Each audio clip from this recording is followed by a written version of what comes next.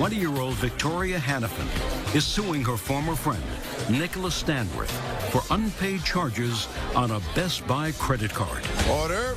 All rise. Yeah, it's case number 116 on the calendar in the matter of Hannafin versus Stanworth. Thank you. Thank you. You're welcome, Judge. Parties have been sworn in. You may be seated. Ms. Hannafin, it is your claim that the defendant, who's a friend of yours, owes you for some credit card charges he made. He says he paid you in cash. Do you want to explain to me what he was doing with your credit card? Well, I met Mr. Stanworth in August of 2009. I had explained to Mr. Stanworth that I wanted to increase my credit score.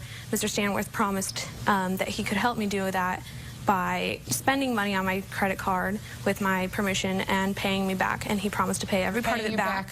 What? How? Check or cash? He paid strictly in cash, no checks. Okay, go ahead. So what did you do? He paid me back, and I had began to get a little nervous because of the activities that he was involved in, illegal What kind gambling. of activities, Ms. Hannafin? Illegal gambling, drugs. Why would you hang around with somebody who was involved in illegal activities? I was very vulnerable at the time. I had just left a bad relationship, and he had kind of made me feel like he was my friend, and I didn't know what he was involved in until I began hanging out with him. So why didn't you stop hanging out with him? Because he owed me this money, and he had said that, you know, he wouldn't pay me back unless I was around, and he had made threats to me that he would, quote, burn me and bury me, and that he used to get off on killing people, that it, quote, gave him a when he would kill people. And I just felt scared for my life that I would be one of those people. When did he say this to you? He said this November 20th.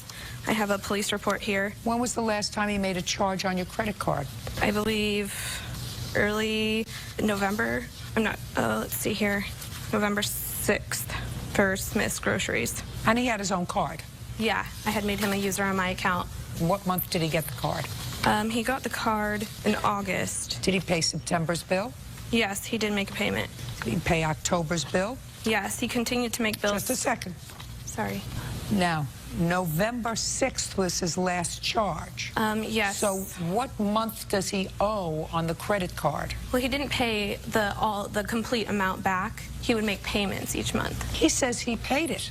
I paid her everything in cash, everything in full. She had a boyfriend that was in prison at the time, and that's why we had like a sugar daddy type relationship where I knew her situation. She needed a little something while her boyfriend was locked up, and while he was locked up, I was there for her. But the closer the date got to her boyfriend being released in December, she just got weird. She got really, really weird, and the more I separated herself from. What was he doing in jail, Ms. Hannafin? He had broken his probation. She released in December? Yes.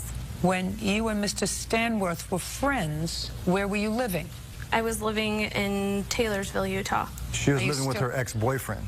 No. She had an ex-boyfriend. She was messing around with me. While she was messing around with me, she moved in with a friend. No, listen to me. You're not following. You were committed on something. When you were friends, yes, who were you living with? Zoe, a friend, and she lived in Taylorsville, Utah. Up until when did you live with Zoe? Up until November, and then I moved into my own apartment. When you moved into your own apartment after December, who did you live with? When I moved in originally in November, I had taken the place of a friend, and I lived with Kelly. You said you were living alone, your own apartment in November. The boyfriend came out of jail in December. Well, in living alone, I mean, I had a roommate. It was a two-bedroom apartment that I moved into, and I occupied one of the rooms. Where did the boyfriend go when he got out of prison? He moved into Zoe's apartment and occupied the room that I used to have. So you have or have not been living in the same complex as the old boyfriend? No, I don't. I didn't ever live in the same complex as him. He wasn't my boyfriend. We were just friends. I would go and visit him every Tuesday, but he was just my friend. Where would you visit him? At the Davis County Jail. How am I supposed to tell that Mr. Stanworth owes you money if he paid you in cash and you never gave him receipts? I don't know. I mean, I've documented every payment that he's given me. He never wanted a receipt, and it was strictly in cash. I've never not made a payment with the cash that he's given me. May I interject something? Our credit cards were linked. She was also spending money on those credit cards, and I never received an itemized statement of what was being paid. I always knew what I bought. I'm very good with money, and every time I bought something, I paid her in full for it, cash, to pay it right away. I'm not one to wait 30 days. You look on my current credit card statements, all my bills are paid in advance. Why were you using her credit card, Mr. She got a credit card in her name. I did promise her I'd help her with her credit. I did promise that. Why were you using her credit card, Mr. Stanworth? To help her build her credit. I had the cash. She was a friend. We became close. Can I see the list of items on the credit card statement, please, Ms. Hannafin? There's 2 credit cards. There's a Best Buy account and a Bank of America account. Did you pay the Best Buy account? I don't know what the Best Buy is about. She was getting ready for her boyfriend to come out of prison. My understanding was a boyfriend. Appliance? The appliances were for Mr. Stanworth's home. He had purchased on my credit. What had happened is he said that, oh, this would help my credit score, and I believed him, and I shouldn't have, but I did, and he convinced me to open a credit card account with Best Buy, and we both applied on it. Unfortunately, Mr. Stanworth's credit was not well enough to get credit together, so I did it on my own, and he purchased a washer and dryer, a new refrigerator, and several TVs and direct TV boxes with that. And where are those items now? I'm not sure. They were taken to Mr. Stanworth's home. I never had possession of any of those items. Is that true? The only thing on that list, it was purchased with washer and dryer, and she was given cash for that. But it was purchased for you. It was purchased for the home because she was staying with me also. She forgot to mention that. And I do believe in one of the statements. Who has the washer and dryer now? I don't. It's gone. Where is it? I moved out of that place. I'm in a new house. It was left there. Something's wrong with you. No, nothing's wrong with it. Oh, something's wrong with you. Unless you sold it to the new people who moved in. No, I didn't sell it to the Why in the new world would you people. buy something that's 6 months old and just leave it there if you paid for it? I don't believe that, Mr. Stanworth. It is there until someone moves into the place, and then I will get the items. What kind of double talk is that? No, because I have a washer and dryer right now. It's on KSL, which is a site to sell it. Not double talk. I moved into a place that has a washer and dryer. What's on KSL for a site to sell? What is on the internet? The washer and dryer is on the internet. So you're selling it? Yes, I am selling it. Judge Judy continues in a moment. My problem is I believe her just slightly more than I believe you. I mean, Yeah. I know you're a hustler. Oh, yeah. But I can't figure her out. And later today, Well, your friend Steve Yeah. didn't want a drunk Well, we were all drunk. fighting. Listen, sometimes you get drunk and you just make a lot of love. Sometimes you get drunk and you make a lot of fighting. real cases, real people. Judge Judy. Victoria Hannafin says former friend Nicholas Stanworth owes for unpaid credit card charges. Nicholas claims he paid Victoria back in cash. What kind of work do you do, Mr. Stanworth? Consulting. Consulting what? I work for the Sundance Film Festival once a year. When the movies come up there, I set up events at the Sundance Film Festival for certain companies that come in. I present them marketing ideas. If they want certain events such as poker parties. What do you do for a living, Mr. Stanworth? You're Consulting. double-talking me. That's consulting. That's what I do. That's what you do. Yeah. And did you file a tax return this year? Yes, I did. How much did you earn? $85,000. Doing what? I consult. These people here in LA pay very good money for setting up events. Indie Film Festival, I set up all their poker parties. I also did a celebrity poker tournament Where up do there. you live here in LA? I don't live here. I live in Salt Lake City. And what you're telling me is you have clients here who paid you $85,000 to do consulting work for the Sundance Film Festival. Yeah, but you put a lot of work in. You set up the events. The 2 years before that, I made $250,000. What you're telling me is that you do that for a one-time event at the Sundance Film Festival. It's a one-time event, and sometimes I get to go to the... You know, I have trouble believing these stories that sound very bizarre to me. Well, that's what I do, and I also, through there, you get other events such as the Super Bowl. You can do Super Bowl parties, Kentucky Derby. Not can do. I didn't ask you what you can do. I asked you what you do. And that's what I do, Sundance Film Festival, and I do other things. I set up parties for other people. Bert, you're following this. I'm hearing it. Yeah. That's right. All right. It's work. It's work, and you know what? People pay well to have a good time, and, you know, sometimes you do charity events, sometimes you do other things, but it's work. Ever gamble? Yes, I do. What kind of gambling? World Series of Poker is going on right now. I'm here missing it. It's in Vegas for a month. What other kind of gambling? Pretty much poker. I bet on sports. Did well on the Lakers, beating the Jazz this year. No, did quite well. I was in Vegas for that. Won a lot of money. The Jazz were favored. Lakers were a better team. That way you'd have a lot of cash. Yes, I do, and I deal Now, in cash. You have a debit card, Yes. which means that you have a bank account. Yes, I have 4 accounts. And when you have a bank account, you have checks. No, I actually do not have checks. Only for my NMP consulting. Only my consulting business. How old are you? 32. Why wouldn't a 32-year-old man who earned $250,000 the year before and $85,000 this year have checks? and instead keep all of his money in cash and pay his bills in cash? Just the nature of my business. Gamblers, we keep a lot of money in cash. Now we're talking. Yes, we keep a lot of money. Consulting people don't. Because consulting people are not paid in cash. Consulting people are paid by businesses by check. I have checks deposited into the business account. And? I write checks from the business account for materials for business gigs that I do. And how are you paid from the business, sir? I pay myself. With what? I write it, well, I transfer money. I transfer money. So. You see, you almost tripped over your tongue, Mr. Stanworth. No, I transfer money. You write a check. No, I don't write a check. I transfer from one account to the next, and that's considered writing a check online when you transfer banking fees. So you transfer money into what account, sir? My personal checking. Your personal checking. Checking. And savings. When you have a checking account, you have, what do you have when you have a checking account? Checks. Checks. But I chose not to have checks. I use my check card as my checks. You know, my problem is I believe her just slightly more than I believe you. I mean, yeah. I know you're a hustler. Oh, yeah. I know you're a hustler. I know that that's how you make your living. You're a hustler.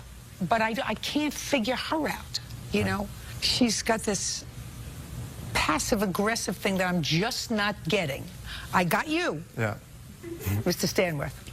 Well, you can look at the bank statements. This girl got you, but I'm, you know, I really don't get her right away.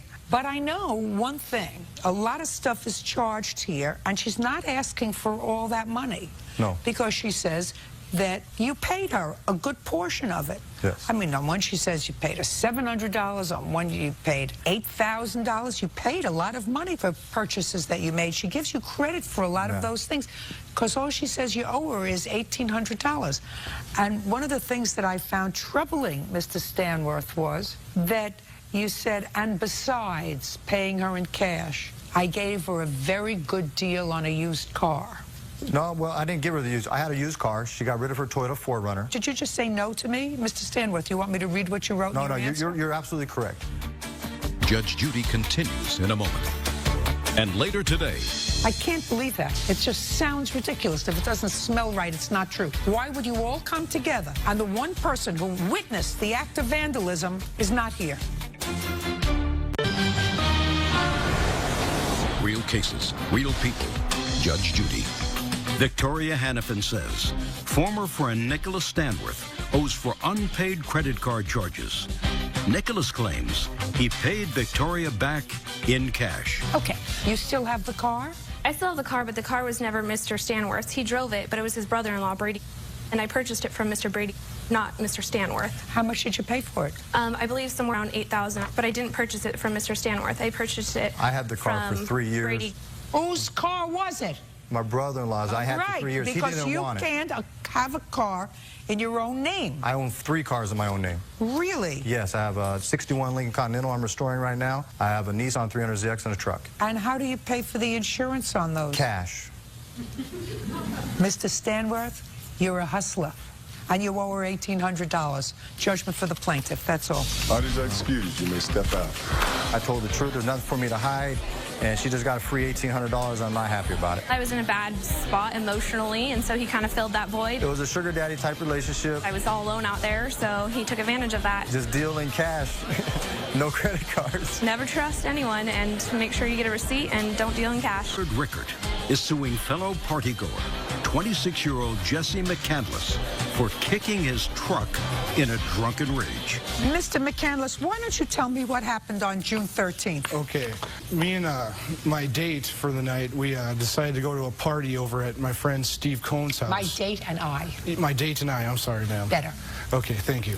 Well, we decided to go to a party at my friend's house when we were outside arguing after we'd been drinking for a while. Who was outside arguing? Me and my date. You have short attention span, Mr. McCandless. What's that? Keep going. Okay. And the plaintiff over here, Mr. Willard, he decided to butt in to the argument. What were you arguing with your date about? Well, she was crazy. She has some type of bipolar disease. I'm not even sure, but basically... Was it just a date of yours, or was it somebody that you had been dating? No, just a date. This was our first date. I've just known her for maybe like 2 weeks. And so you this was the first time we went to hang out. That's right. How long had you been drinking before you had the argument outside? A few hours. So it would be fair to say that you were in no condition to, say, drive. No, I wasn't in no condition And you're to not drive. a trained psychiatrist or psychologist, I assume, sir. So the fact that you believe that your date suffers from a mental illness is speculation on your part. Okay, yes. Right. And you were feeling no pain. Exactly, feeling Right. pretty good. So you were arguing with her outside, and the plaintiff came out to intervene. That's right. And what happened? And he basically, he told me... he Don't got look in my over there face. on the carpet. Look at my I'm sorry. eyes. He got into my face and he had told me that I had to leave. And I had told him that I wasn't going to leave. Why not? Well, I was drinking with everyone else. I was at my friend Steve's house and... Well, your friend Steve didn't want a drunk, Well, we were all drunk. fighting. Listen, sometimes you get drunk and you just make a lot of love. And sometimes you get drunk and you make a lot of fighting and noise, which is, I assume, why you were asked to leave, because you were making a lot of noise. Right, okay. Right? Right, I'm sorry. Okay, so he told you to leave and you said, I'm not leaving, I'm That's drinking. right. Go ahead. Okay, and then that's when Willard decided he was going to push me and I landed into his truck. You mean this person? This person pushed you. Pushed me, and I Pushed stumbled back you. into his truck, Causing a dent. causing the dent. Which is what you're suing over. Is that correct, sir? Correct. The dent. Correct. May I see the dent on the car? Yes, ma'am.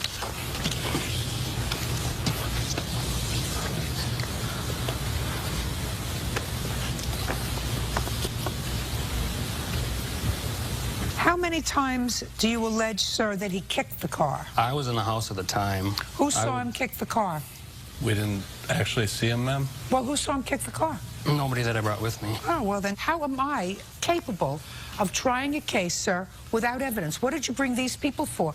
If there was a person who saw him kick the car outside, sit down. If there was a person who saw him kick the car outside and you didn't bring him, why would you bring other... He admitted to Steve later Mr. on. Rickert, listen to me very carefully, sir. There was a witness that saw him kick the car. Is that correct? I'm sure there was. I was inside the house at the time. Well, somebody came in and said that he kicked the car, right? Right. Do you know who that was? No, I do not. Do you know who it was? Yes, ma'am. Who? Her name's Samantha. Well, then, that could have been easily transmitted to you, sir. And I don't understand why Samantha didn't come in to court today to testify that she saw him kick the car. Judge Judy continues in a moment. Want justice? Go to judgejudy.com or call 1-888-800-JUDY. Okay, I just have a few questions for you. When did you tell the plaintiff that Samantha witnessed him kicking the car? I don't believe I told the plaintiff that Samantha Why would you travel all the way here and not tell the plaintiff that there was a witness to the incident? I don't believe that. I can't believe that. It just sounds ridiculous. If it doesn't smell right, it's not true. Why would you all come together and the one person who witnessed the act of vandalism is not here? Your Honor, he had contact with my insurance agent, and he admitted on the phone to my insurance agent and Steve here. That, just a second. I'm not hearing that. That's hearsay. I have letters from my insurance agent. That's hearsay, sir. Letters are hearsay. I don't understand why you have a witness and you didn't bring that witness. Goodbye. Case is dismissed. Please excuse me, step out. Judge Judy continues in a moment. And on the next Judge Judy, Mark Davis is suing the mother of his son, Crystal Poindexter, for an unpaid loan to pay her rent. Crystal claims Mark offered to give her the money. All rise.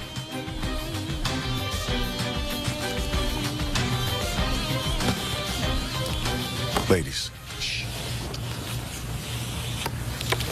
Yeah, it's case number 115 on the calendar, the matter of Davis versus Poindexter. Thank you. You're welcome, Judge. Parties have been sworn in. You may be seated. Folks, have a seat. Mr. Davis, you and the defendant have a child together, a grown child. I assume that's you. Is that correct? Yes. And how many children do you have? 2. How old are they? He's 25. My daughter's 15.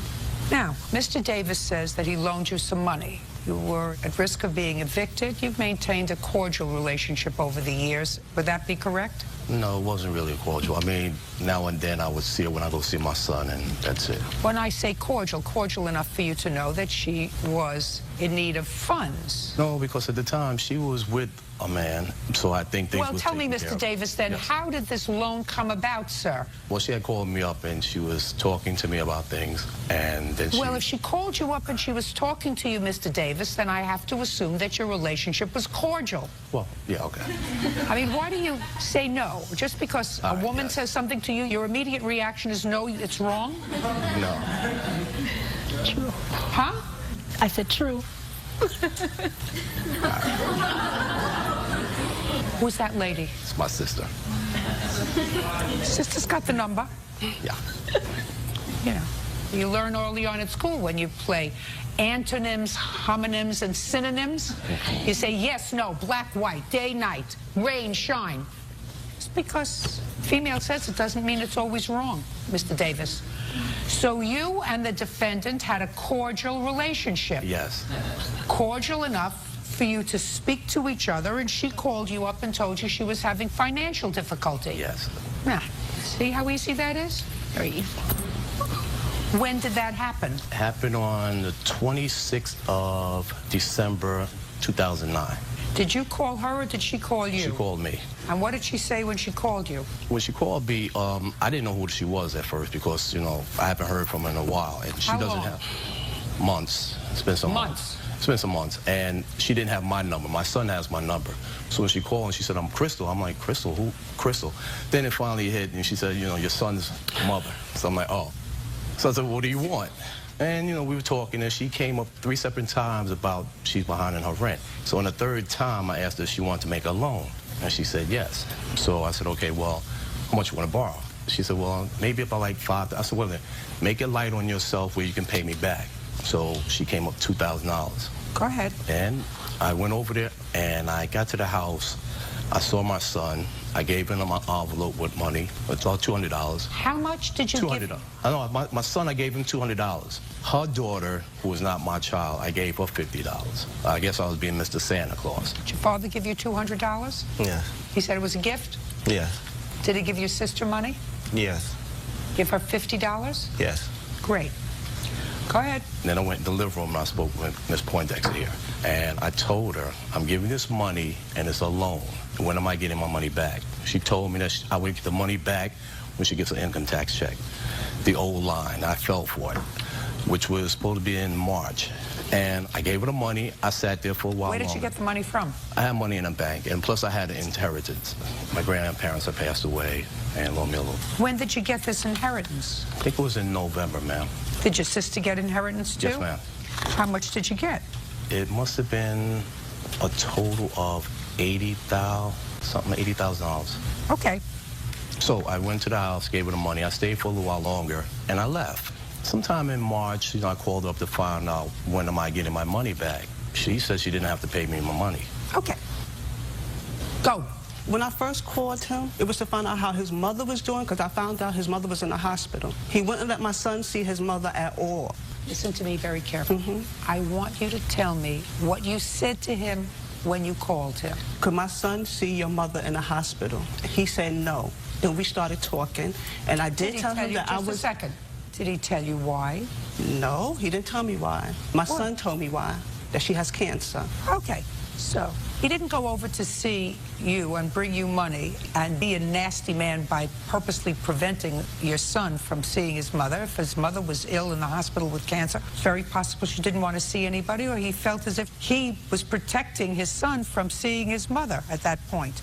Whatever it was, don't paint him to be a worse person than he is. Yes, yeah. Because you claim that he didn't contribute financially to raising his son for a very long time, which is why you don't owe him this money. Right. That's your defense. Now, I want to know the conversation that you had with him when you called him. Okay, I told him as we was talking that I was in arrears. He asked me, would you like... You were in arrears of what? Of getting evicted from my apartment. Who were you living in your apartment with? Me, my son, and my daughter. Nobody else? No. No boyfriend? No, just us three. And? And he said, what is your arrears?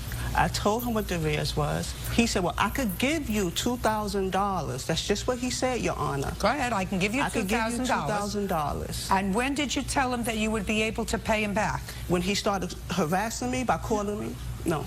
On the phone, I didn't. With your income tax check? When he started harassing me over the phones and calling me. In what month was that? In March, when he started calling me. Okay, sorry. In March, when you would ordinarily get your tax return.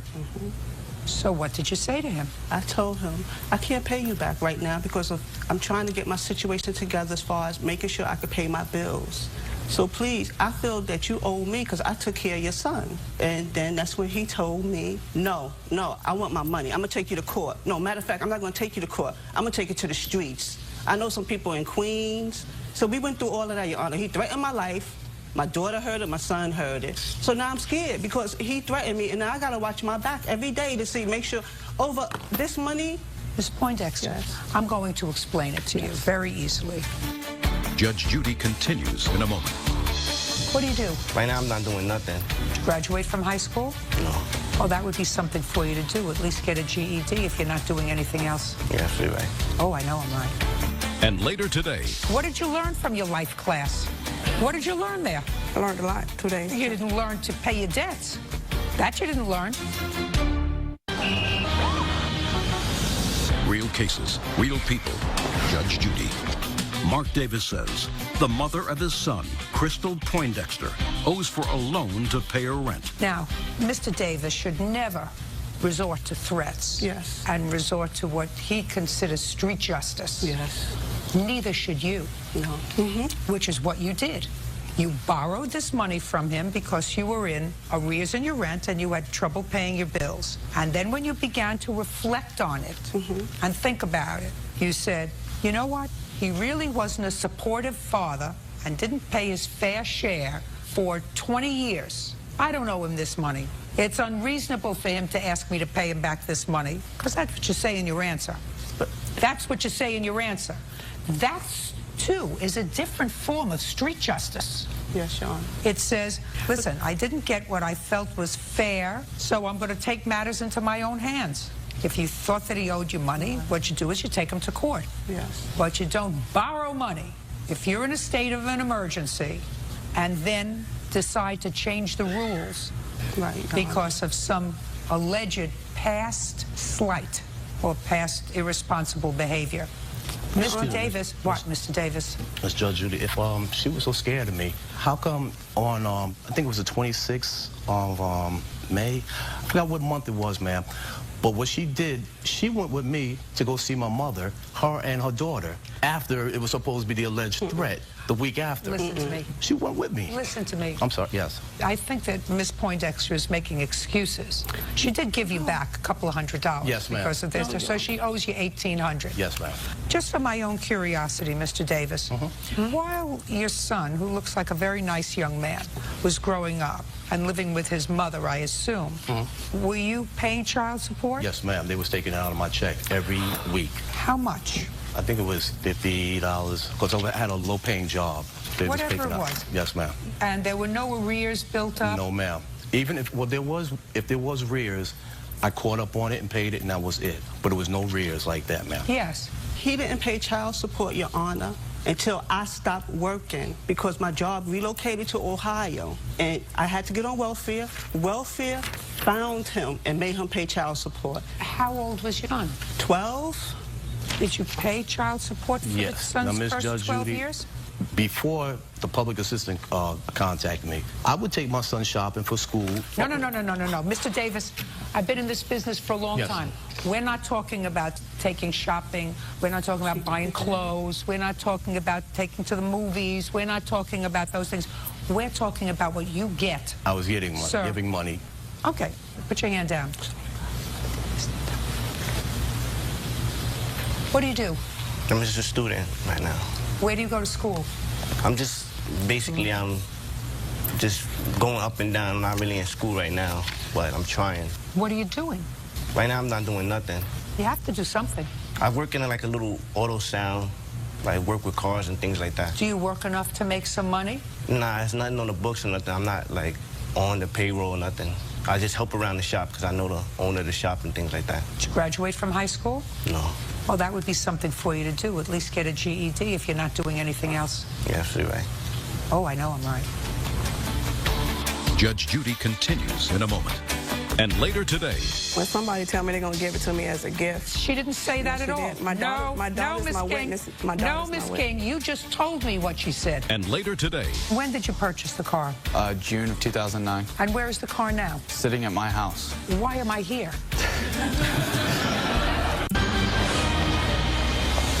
Real cases, real people. Judge Judy.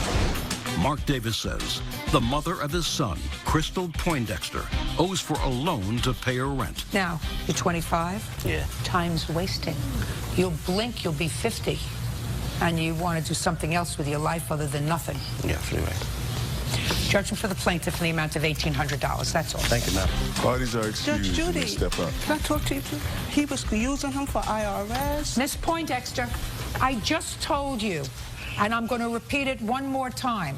He made a loan, which is what you asked him for. You changed the rules when you decided that he hadn't paid you any reasonable amount of support for your child. You can't do that. You had an agreement to pay him when you got your tax returns. You can't change that agreement. You owe him the money. Okay, that's all. Parties are excused. You may step out.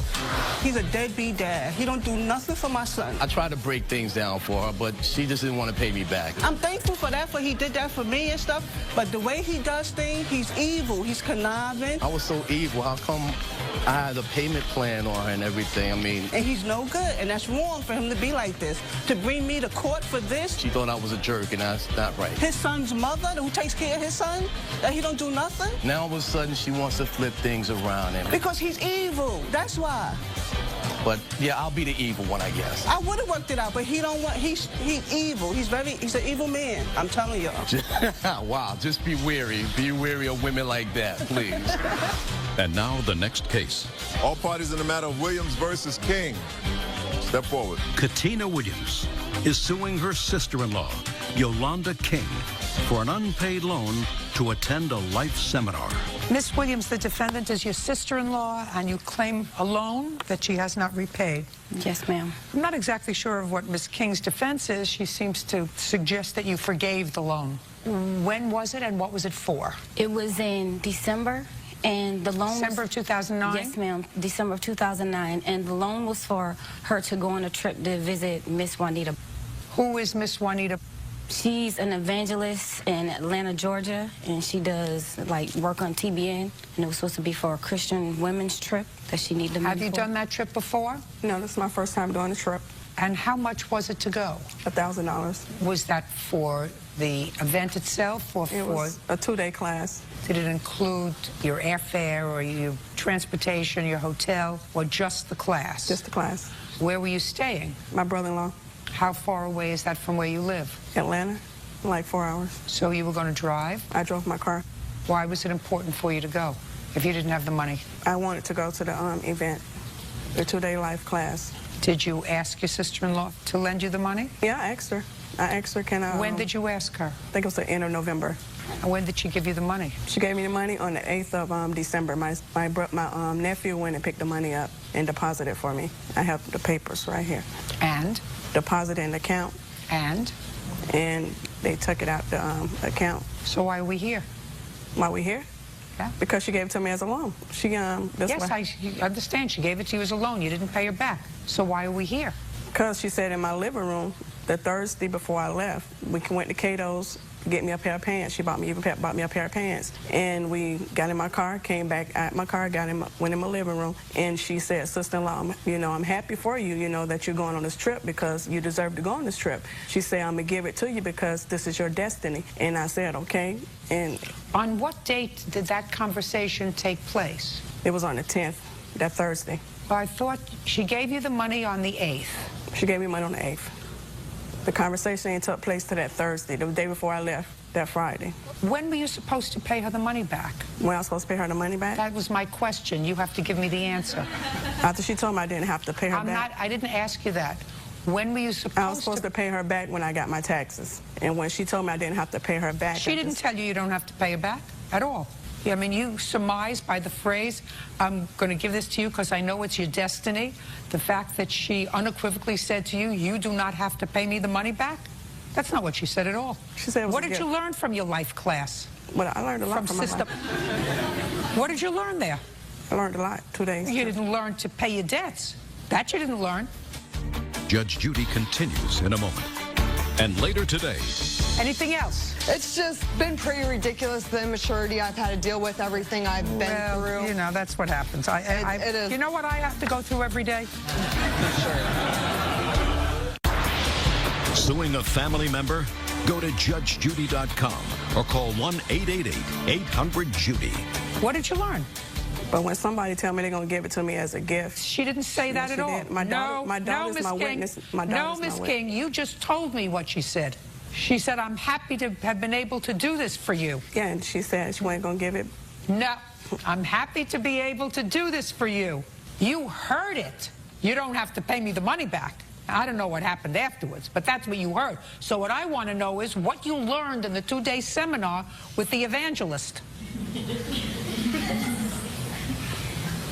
Judgment for the plaintiff in the amount of $1,000. That's all. Step out. Parties are excused. You may step out. I think that the money was giving. I don't have no reaction. And yet, I don't think she really learned too much. I don't have none. Because her heart still hasn't changed. She's still hardened. I don't even want to talk about it. Basically, lesson not learned. And now the next case. All parties in the matter of Stewart versus Hunt. Step forward. 22-year-old Tara Stewart is suing former friend, 19-year-old James Hunt, for money owed on a car she sold him and for shooting up the car with a paintball gun. Mr. Hunt, you purchased a used car from Miss Stewart. Yes. What kind of car did you purchase from her? Grand Am teal. I'm not sure the year. How old was the car? 1994. And how much did you purchase the car for? $500. Is that right? Mm-hmm. And how much did you pay her? I've paid her $120 so far, and I lost my job. So I didn't ask you anything else. I asked you how much you paid her. And when did you purchase the car? June of 2009. And where is the car now? Sitting at my house. Why am I here? She refuses to come and get the car when she doesn't have to get the car. She sold you the car. She has the title and the keys. She's going to give them to you. Okay. As soon as you pay her, $380. Do you understand? That's what it is. $380 is what you still owe her. Yes, that is what I owe her. Good. Perfect. Job. Anything else? Yeah, he slandered me on the internet quite a bit. Yeah, it's just been pretty ridiculous, the immaturity I've had to deal with, everything I've been through. You know, that's what happens. It is. You know what I have to go through every day? Hey, yeah, I'm the immature. You know what I have to go through every day? Sure. He owes you $380 for the car, judgment for the plaintiff. That's all. Parties are excused. You may step out. Judge Judy continues in a moment. Out the back door to your right. And on the next Judge Judy, 23-year-old Larissa Wills is suing her ex-boyfriend, 25-year-old Denby Cooper, for an unpaid loan to pay off traffic tickets.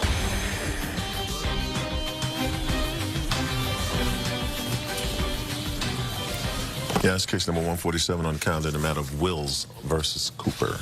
Parties have been sworn in. You may be seated. Ma'am, have a seat, please. Mr. Cooper, what do you do for a living, sir? I'm the head of domestic sales for a multi-million-dollar company. And how long have you had that job? Since about November of 2009. How much do you earn? $35,000 a year. Get commissions? Yes. Bonuses? Not yet. Have you gotten a commission? Not yet. So your base salary is $35,000. Right. Who do you live with? I live with my parents. What do they do for a living? My mother works for the county, and my father owns a construction company. When were you and Miss Wills planning to get married? We hadn't set a date. It was something that we had talked about loosely. We were trying to get all of our ducks in a pond first. At the time, I was unemployed. I wanted to make sure we moved out first, lived together. So we didn't have a date set. And when you were together, where were you living? I lived with my parents. So even when you were dating and discussing marriage, you were living with your parents? Correct. And where was Miss Wills living? With her parents. Now, you accumulated a whole bunch of tickets. Correct. Where? In Riverside County. Why? They were mostly tinted window tickets that I had forgotten about. What does that mean, tinted window tickets? My windows on my truck were illegally tinted. Why were they illegally tinted? It's the way I bought it. How many tickets did you get for that? I think the total was maybe 4. What else did you get tickets for? That's all I can remember. It's been so long. How long ago was it? It's been well over a year since we paid off the tickets. Now, you use the word we loosely, I assume, because you didn't pay for the tickets. Right. Tell me how that came about, Mr. Cooper. When we were planning on getting married, I was planning on becoming a police officer. Something like this was holding me back, and we were planning on going to Vegas. I got pulled over, and he said I didn't have a license, which I was unaware of, and we were still going to Vegas. So you had no license? Right. You were pulled over, and you were driving? Right. Without a license? Right. What do you mean you weren't aware of the fact you didn't have a license? I never received a letter from the DMV in the mail. Of course you did. If you've been living with your parents your whole life, you got it in the mail, you ignored it. I just moved back home. You ignored your tinted windows. You moved back home from where? Temecula. Who were you living in Temecula with? Friends of mine. Is that where you got the tickets for tinted windows? That's where I assumed my mail was forwarded, and I had never received it since then. How long were you living with friends in Temecula? Well over a year. And what's the current address on your driver's license? Riverside. And were you living in Riverside when you got your driver's license? Yes. How old are you? 25. And how long is a driver's license valid for? I don't know. 4 years, 5 years, 10 years, as long as a driver's license is valid in the state of California. I do not know. Do you have your driver's license with you? I don't have it on me, no. So what you're trying to tell me, Mr. Cooper, is you went to motor vehicles and changed your address when you were living in Temecula? I changed my address to Temecula. When I came back home, I never changed it back. They send your mail where your driver's license indicates that you live. My question to you, Mr. Cooper, is, are you trying to tell me that a man who accumulates tickets for the same offense time after time doesn't know how long his driver's license is good for, but was a good enough citizen to go to Temecula and advise the county in Temecula that you had temporarily relocated with friends to change your address on your driver's license? I just want you to tell me that that's what you want me to believe. That's not what I'm telling you. Fine. Then your mail went to Riverside, not to Temecula. And when it went to Riverside, your parents, somebody responsible who works for the county, and your father who has his own business would have said, hey, idiot, your driver's license is suspended. You get where I'm going? I understand. Perfect. Now, let's move on with the tickets. So you were planning to be a police officer, just what we need. And this was holding you back because you were on your way to Vegas and you got pulled over and you had no driver's license. Did they impound your truck? No, I wasn't on my way to Vegas when I got pulled over. Oh, I thought you were on your way to Vegas. It was something that we had planned to do. Oh, so you weren't on your way there. No. You got pulled over in Riverside. Correct. And they said your license has been suspended because you didn't pay all these tickets. Correct. Who was in the truck with you? Nobody. So what happened to your truck? I turned around and went home. They let you drive home with no license? I was a quarter mile from my house. They let you drive home with Correct. no license. And what did you do when you got home? Tried to figure out why I didn't have a license. And did you figure it out? I did. What did you figure? The culmination of all the tickets that I had. So you must have called somebody to find out. Did you ask your mom to help you? No. How did you find out? Went to the DMV. The DMV told me. You went yourself? Right. How did you get there? I had a friend drive me. Great. And when you got to the DMV, you found out that you had accumulated these tickets with fines. Right. To what amount? Roughly $2,600-ish. Roughly $2,600-ish. Ish. Got it. So then what did you do? Had to find out what the tickets were for. Had to find out how to pay them off. How did you pay them off? I didn't pay them off. Well, they were paid off. Correct. How did that happen? Larissa paid them off. Tell me how that happened. Before we went to Vegas, she said that she didn't want to drive, and I was gonna set up a payment plan, but it would take too long to pay off all the tickets. So the end result would be... Which means you wouldn't have a license. Correct. Which means I couldn't drive to Vegas. Go ahead. Okay. Then Larissa didn't want to drive to Vegas. We were going with a group of friends. So she offered to pay them off for me. What did she say? She said... No, don't look there. Oh, I'm sorry. I'm trying to remember the best I can, too. She said something along the lines of that she had a credit card or she had money, because I don't have a credit card, and that she offered to pay them off for me. Not offered. She said something to you. She said she will pay them off for me. Okay. Now, how were you supposed to pay her back? I wasn't supposed to pay her back. That's a lie, Well, Your Honor. You were going to make a payment plan with the people in Temecula. Riverside. Or Riverside. Correct. Well, these tickets were from Riverside. Fabulous. Good. You were going to make a payment plan with the people in Riverside, and they are strangers to you. Correct. Why wouldn't you at least make a payment plan with your girlfriend and say, listen, if you pay them off for me, I'll at least give you what I was going to pay to the county? Correct. Why didn't you stop saying correct? Why wouldn't you say that to her? I didn't need to. She offered it as a gift. That's a lie. No. Why wouldn't you say that to her? Because I didn't. Why? Because it was a gift. He did say that to me, Your Honor. Just a second. Judge Judy continues in a moment. I assumed it to be a gift. It was brought to me as a gift. I wouldn't offer to pay my grandma for a sweater for Christmas. Don't be a wise guy with me. Why didn't you ask your mother who works for the county or your father who has his own business? They said no. Because you're a bum. And later today. I want you to start to think. You didn't think you were coming to the beach today, and you knew what she was suing you for. So let's start to think and not act like a goofball, okay, sir? Real cases, real people. Judge Judy.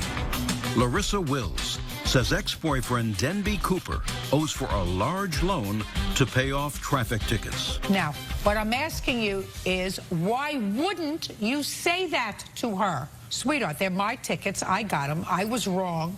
I don't want you to take out money from a credit card. As it happens, she says she borrowed it from her mother's credit card and then paid her mother back. But I don't want you to be out the money. It's my fault. It's my responsibility.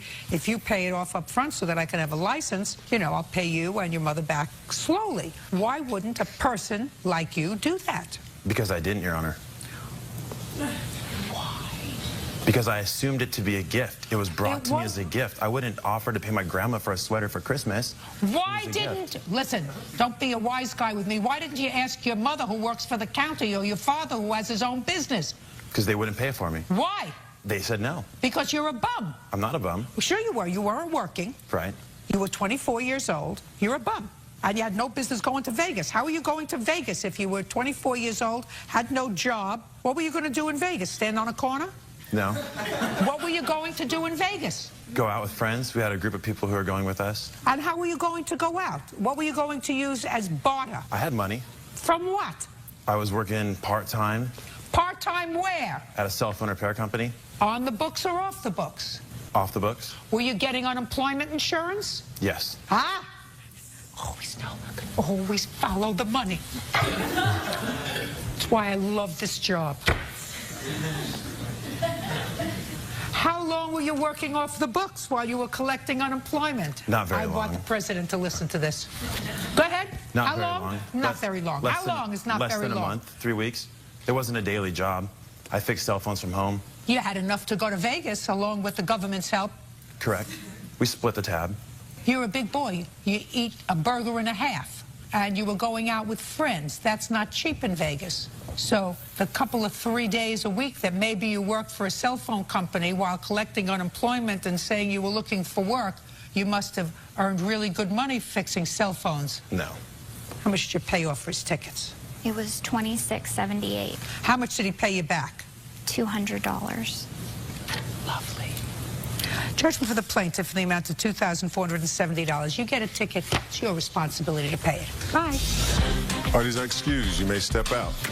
I'm very happy with it. I was a little disappointed. I guess he just didn't want to pay me back for the tickets, and I couldn't get a hold of him. It was a gift. He told me to never call him again. I didn't want to talk to her anymore. He was mad at me because we broke up. After she broke up with me to be with somebody else, I had no desire to want to be with her anymore or talk to her. We just weren't good for each other. Don't trust women? Never loan people any money without a written agreement. And now the next case. All parties in the matter of McClellan versus Lotz. Step forward, please.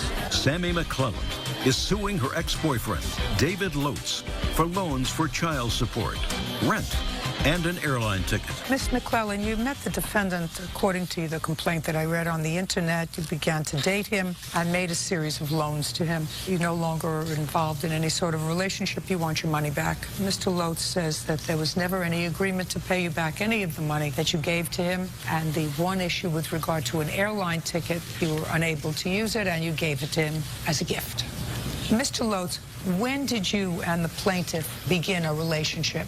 I don't know if I would call it a relationship per se. I talked to her online, and I think I saw her maybe a total of 4 times. And how long did it last? Until the time that I thought it was just non-conducive to have any contact with her whatsoever. Why was that? Just erratic behavior by emails, text messages, and I have 2 small sons, and I just didn't think that any type of relationship would be an appropriate environment for her to be around them. Okay. At what point did you decide that? Did you decide that before or after you took money from her? Well, it would be after. While you were taking money from her, everything was fine? We really didn't have a relationship per se except friendship. As I said, I saw her 4 times. Was it clear to you, sir, that she had more of an interest in you than you had in her? No, not necessarily. How much money did you give her over the course of the brief time that you spent with her? None. How many gifts did you purchase for her? None. How much money did you take from her? It was roughly $2,000. And what did you take the money for? I had some past bills, and well, the $2,000 that would include the plane ticket that was a gift. Forget the plane ticket. I'm not interested in a plane ticket. She had a plane ticket that she couldn't use, and it was going to go to waste, and she gave it to you. Who cares? I'm interested in cash. Judge Judy continues in a moment. You were doing either some sort of courting or some sort of conning, or you're a pervert. You have 3 choices. Those are the only 3 choices I can come up with. Courting, conning, or a pervert. Real cases, real people. Judge Judy. Sammy McClellan says ex-boyfriend David Lotz owes for loans to pay his child support and rent. Now, Mr. Lotz, how much cash money did you take from Miss McClellan? About $1,700. Let me hear the first amount of money that you took from her. When was it and what was it for? I'm not sure of the exact date, but I had some... I don't need an exact date. Give me a month and year. Roughly 4 months ago, last year. Well, 4 months ago would not be last year, sir. Your math is off. When was the first time he took money from you? It was on, actually, March 2nd. And what was it for, Mr. Lotz? I had some past due things that I had to pay. Like what? Various things. I don't know right now.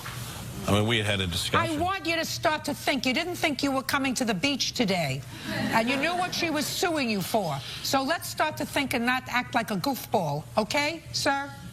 What was the money for? You saw her, according to you, 3 or 4 times. In at least 2 of those 3 or 4 times, she gave you money. What was the first one for? I believe the first one is I had some utilities stuff and some insurance. How would she know that you had issues with your utilities and your insurance? We had extensive conversations via the internet and Facebook. That was basically the bulk of the relationship. You mean that you needed money? I was going through a very hard divorce, and I confided in her as a friend, and so she knew the situation of everything that was going on. Don't tell me what she knew. If you're courting a woman on the internet, which is what you were doing. I don't know. I think that's a misrepresentation. Unless you're some sort of a pervert, I would assume that if you were on the internet involving someone in the intimacy of your life, you were doing either some sort of courting or some sort of conning, or you're a pervert. You have 3 choices. Those are the only 3 choices I can come up with. Courting, conning, or a pervert. I don't see it that way. I don't care what you see. So somehow she knew you needed money for your utilities and insurance. This had nothing to do with child support, did it? No, I was paid for. I took care of that. It was paid. When was it paid, sir? I pay the first week of every month. I told her about a hearing that was coming up March 2010 and the child support payments I needed to make right away. That's what you wrote. That's not what she wrote. That's what you wrote. That's not a utility. Your children are not utilities. They may be utilities to you, but child support is not a utility or insurance. How much did you give for child support? It was $600. That's a better answer. Now, these are the 2 sons that you didn't want to be around somebody that was as kooky as the plaintiff, right? These are the 2 small sons that you're very attached to, or do you have other sons? Just them. Just them. She didn't make them, did she? She didn't make them. No, ma'am. Whose responsibility is it to support them? Mine. Right. And what do you do for a living? I'm a chef. So you eat regularly.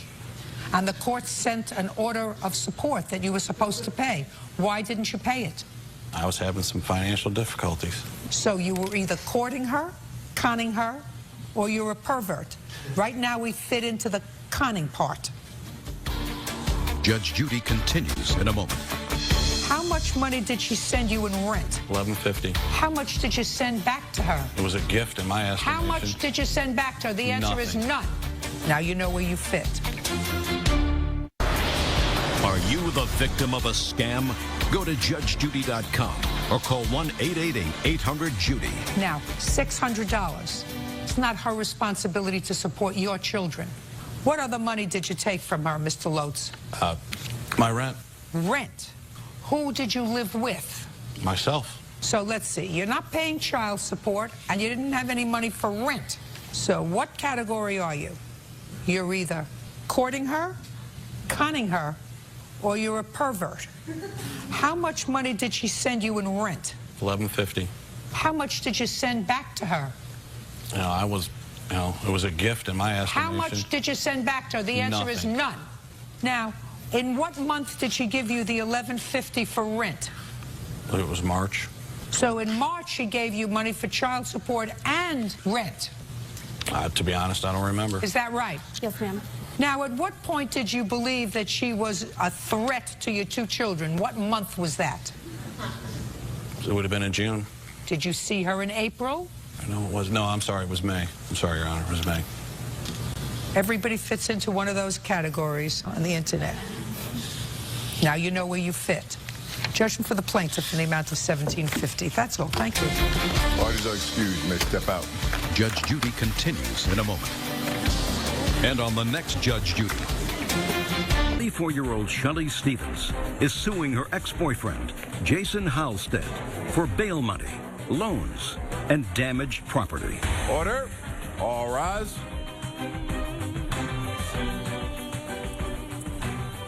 Yes, case number 174 on the calendar in the matter of Stevens versus Halstead. Thank you. You're welcome. Parties have been sworn in. You may be seated. Folks, have a seat. Ms. Stevens, your complaint alleges that the defendant, who was your boyfriend, owes you some money for loans. And Mr. Halstead says there was never actually an agreement to pay you back any of the money that he acknowledges that you advanced him. He said that they were gifts, he needed some cash, and you were going to be a couple, and you were more than happy to be generous when he needed it. Is that right? That's correct. What kind of work do you do, Mr. Halstead? I've been a network engineer for 11 years in the computer field. What kind of income do you have? Make 80 grand a year on top of commission. You've been working for the same company for 11 years? No. How long have you been working for your current company? Current company, I've been employed with them since February 22nd of 2010. And when did you and Ms. Stevens start a relationship? We started a relationship, met on February 14th. Of 2010. And you started this new job on February 22nd? Correct. So you started it a week later? Correct. Now, what was the first loan you gave him? Within the first couple of weeks, I got him loans for $1,613.35. For what? For work-related expenses for him. Explain that to me. I met him on February 14th, and soon after that, he got a job, and he said that he needed money for his work. So I lent him the money under the agreement. We had a verbal contract stating that he would pay me back on his first paycheck. I have receipts. I'm listening. There was no agreement to that. Well, tell me how the work-related expenses, which she describes as work-related expenses, I assume some clothes. How did that come about? Basically, I had a business trip as we were starting our lives together and lived. You weren't starting your life together. You met her February 14th. You start your new job February 22nd. You need some clothes. Now you know each other a week. We also moved in together. When? Pretty much instantly. When you say instantly, you met February 14th where? We met through a mutual friend at somebody's birthday get-together at a local bar. And? And pretty much we're inseparable ever since. We clicked right away, had a really good rapport with her. She seemed like a genuine good person. And you had no place to live? I had a place to live. Where were you living? I was living out of my car and on friends' couch. You were living out of your car. So you connected right away, living out of your car. Yep. You met her. She was lonely, and she said, you might as well move in with me. She didn't have a place to live. She was living with her current boyfriend, who was 20 years older than her. So where did you move to? My condo, my apartment/condo that we have, and that I'm currently in. And how did you get that condo? I basically negotiated with my new employer to provide me with a loan in order to secure that place of living. And Miss Stevens moved in with you? Yes, ma'am. When? March 1st. When did she move out? End of May, I believe it was, middle of May. So she lived with you March and April and most of May. Correct. And what was the financial arrangement? We had a verbal agreement that I would handle all the... What was the financial arrangement? That I would pay the bills as far as rent, the electricity, utilities, and she would take care of the food and any other particulars. Okay. And did you pay the rent from March, April, and May? Yes, ma'am. When Miss Stevens lived there? Yes, ma'am. And what was the rent? The rent is $13.50. And where were you living prior to March? I was living with my ex-boyfriend of 5 years. And when did you start to date Mr. Halstead? On February 14th. When did you move out of the boyfriend's house? A couple days later. What kind of work do you do? I'm a special ed teacher. And when you moved out of the boyfriend's house, where did you move to? I moved to my mom's house for a while first. For how long? For a couple weeks, until he got the condo. No. And then you moved in with him? Correct. So. That's incorrect. She basically moved directly out of his place, in with me, had me stay with her mom for a couple days while we were waiting for the condo to be cleaned out and closed. So you stayed with her mother with her? Right. Okay. There was no separation period between her and her ex. And well, when she was staying with her mom. Well, with me. With you. Right. Well, that's a separation period. Okay. So you didn't pay anything in rent as a special ed teacher March, April, and May. Correct. Okay. Got it. So when we talked about the verbal agreement for the work-related expenses, my witness here was here when she heard Jason agree that he would promise that he would pay me back for all the work-related expenses listed here. I have receipts and credit card statements paid for my credit card made out in his name. What kind of expenses did you have March, April, and May? Gas, food, everything for us to survive on. I'm buying a home right now, so I had to put a large sum down for my deposit on my home that I am about to move into. That's your problem, Ms. Stevens. That's not his problem. He had my credit card. I spent everything for gas, groceries, utilities, cell phone bills, Comcast, etc., gas, insurance. I'd want to see that. Yeah. He says there was no agreement to pay you back for work-related expenses. That's his statement. I have a witness stating that she heard that. I'm not sure about it. Okay. These are a bunch of credit card statements. Do those credit card statements have on them water, Comcast? Do they have those expenses on it? I'm not sure, Your Honor. Well, take a look. That's what I want to see. Okay. They have the cell phone bill and I believe Comcast. I'm not talking about whose cell phone. I paid for both our cell phone bills, Comcast, everything. You keep saying that. I just want to see it on your credit card statement. Don't show me the whole credit card statement. Bird, give her a pencil. She's not following me. Circle. Circle. Comcast. Power. Light. Water. Yeah. I found 2 expenses on here.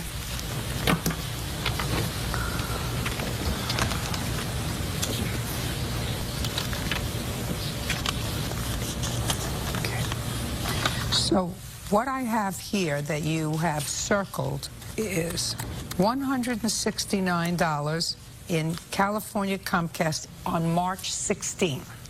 I have 19 AT&T for $149. Am I correct that that's it?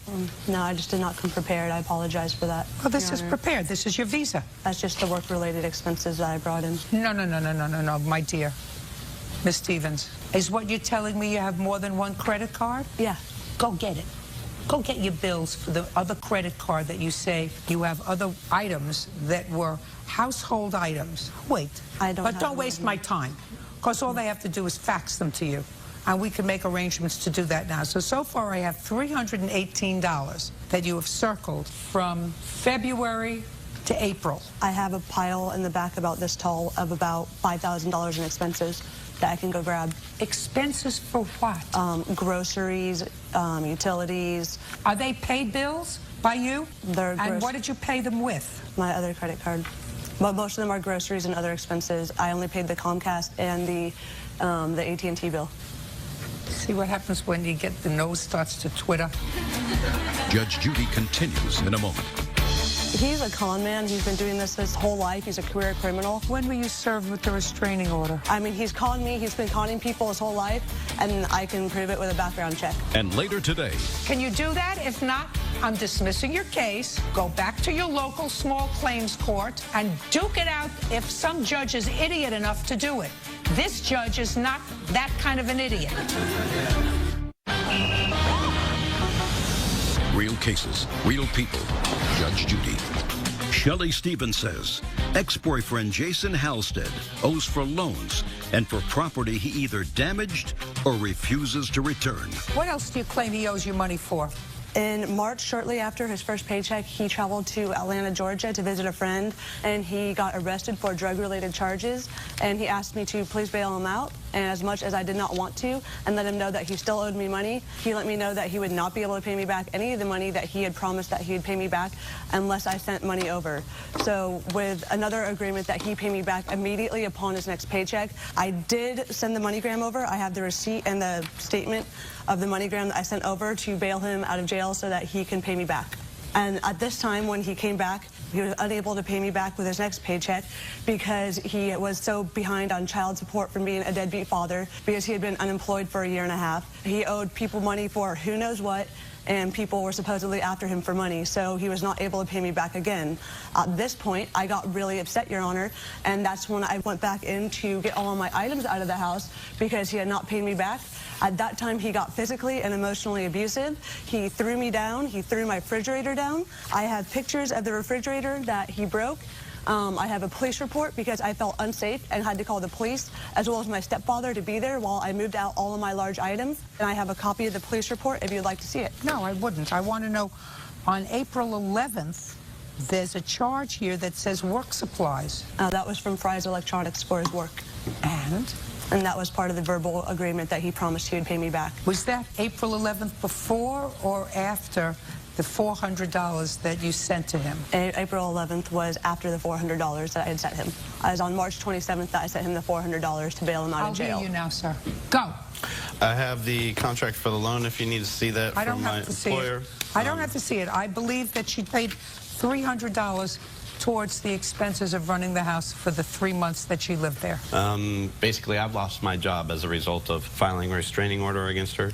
She has a firearm that she has not submitted yet to. That's not true, Your When Honor. you filed a restraining order against her, was that restraining order granted? Yes, it was. I'd like to see it. Here is the first one, which was filed on... No, I don't want to see the first one. I want to see the one that was granted. He's been doing this his whole life. He's a career criminal. I have a 5-page criminal background check on him. I mean, he's calling me. He's been conning people his whole life, and I can prove it with a background check.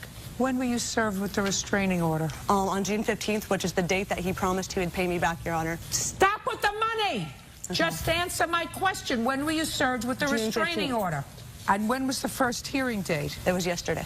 And what happened? The judge said that there was not sufficient evidence for a restraining order and that she would grant a temporary one for 90 days. So the answer is she granted a restraining order for 90 days. Yes. She didn't dismiss his application for a restraining order. Correct. She granted it for 90 days. Yes, Your Honor. And you were present. Yes.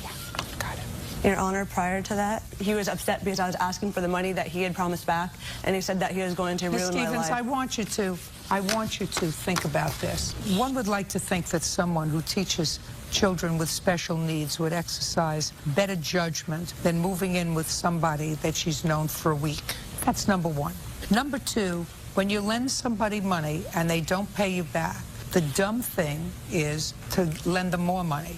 And then the dumber thing is to lend them more money after that and to allow them to continue to use your credit card.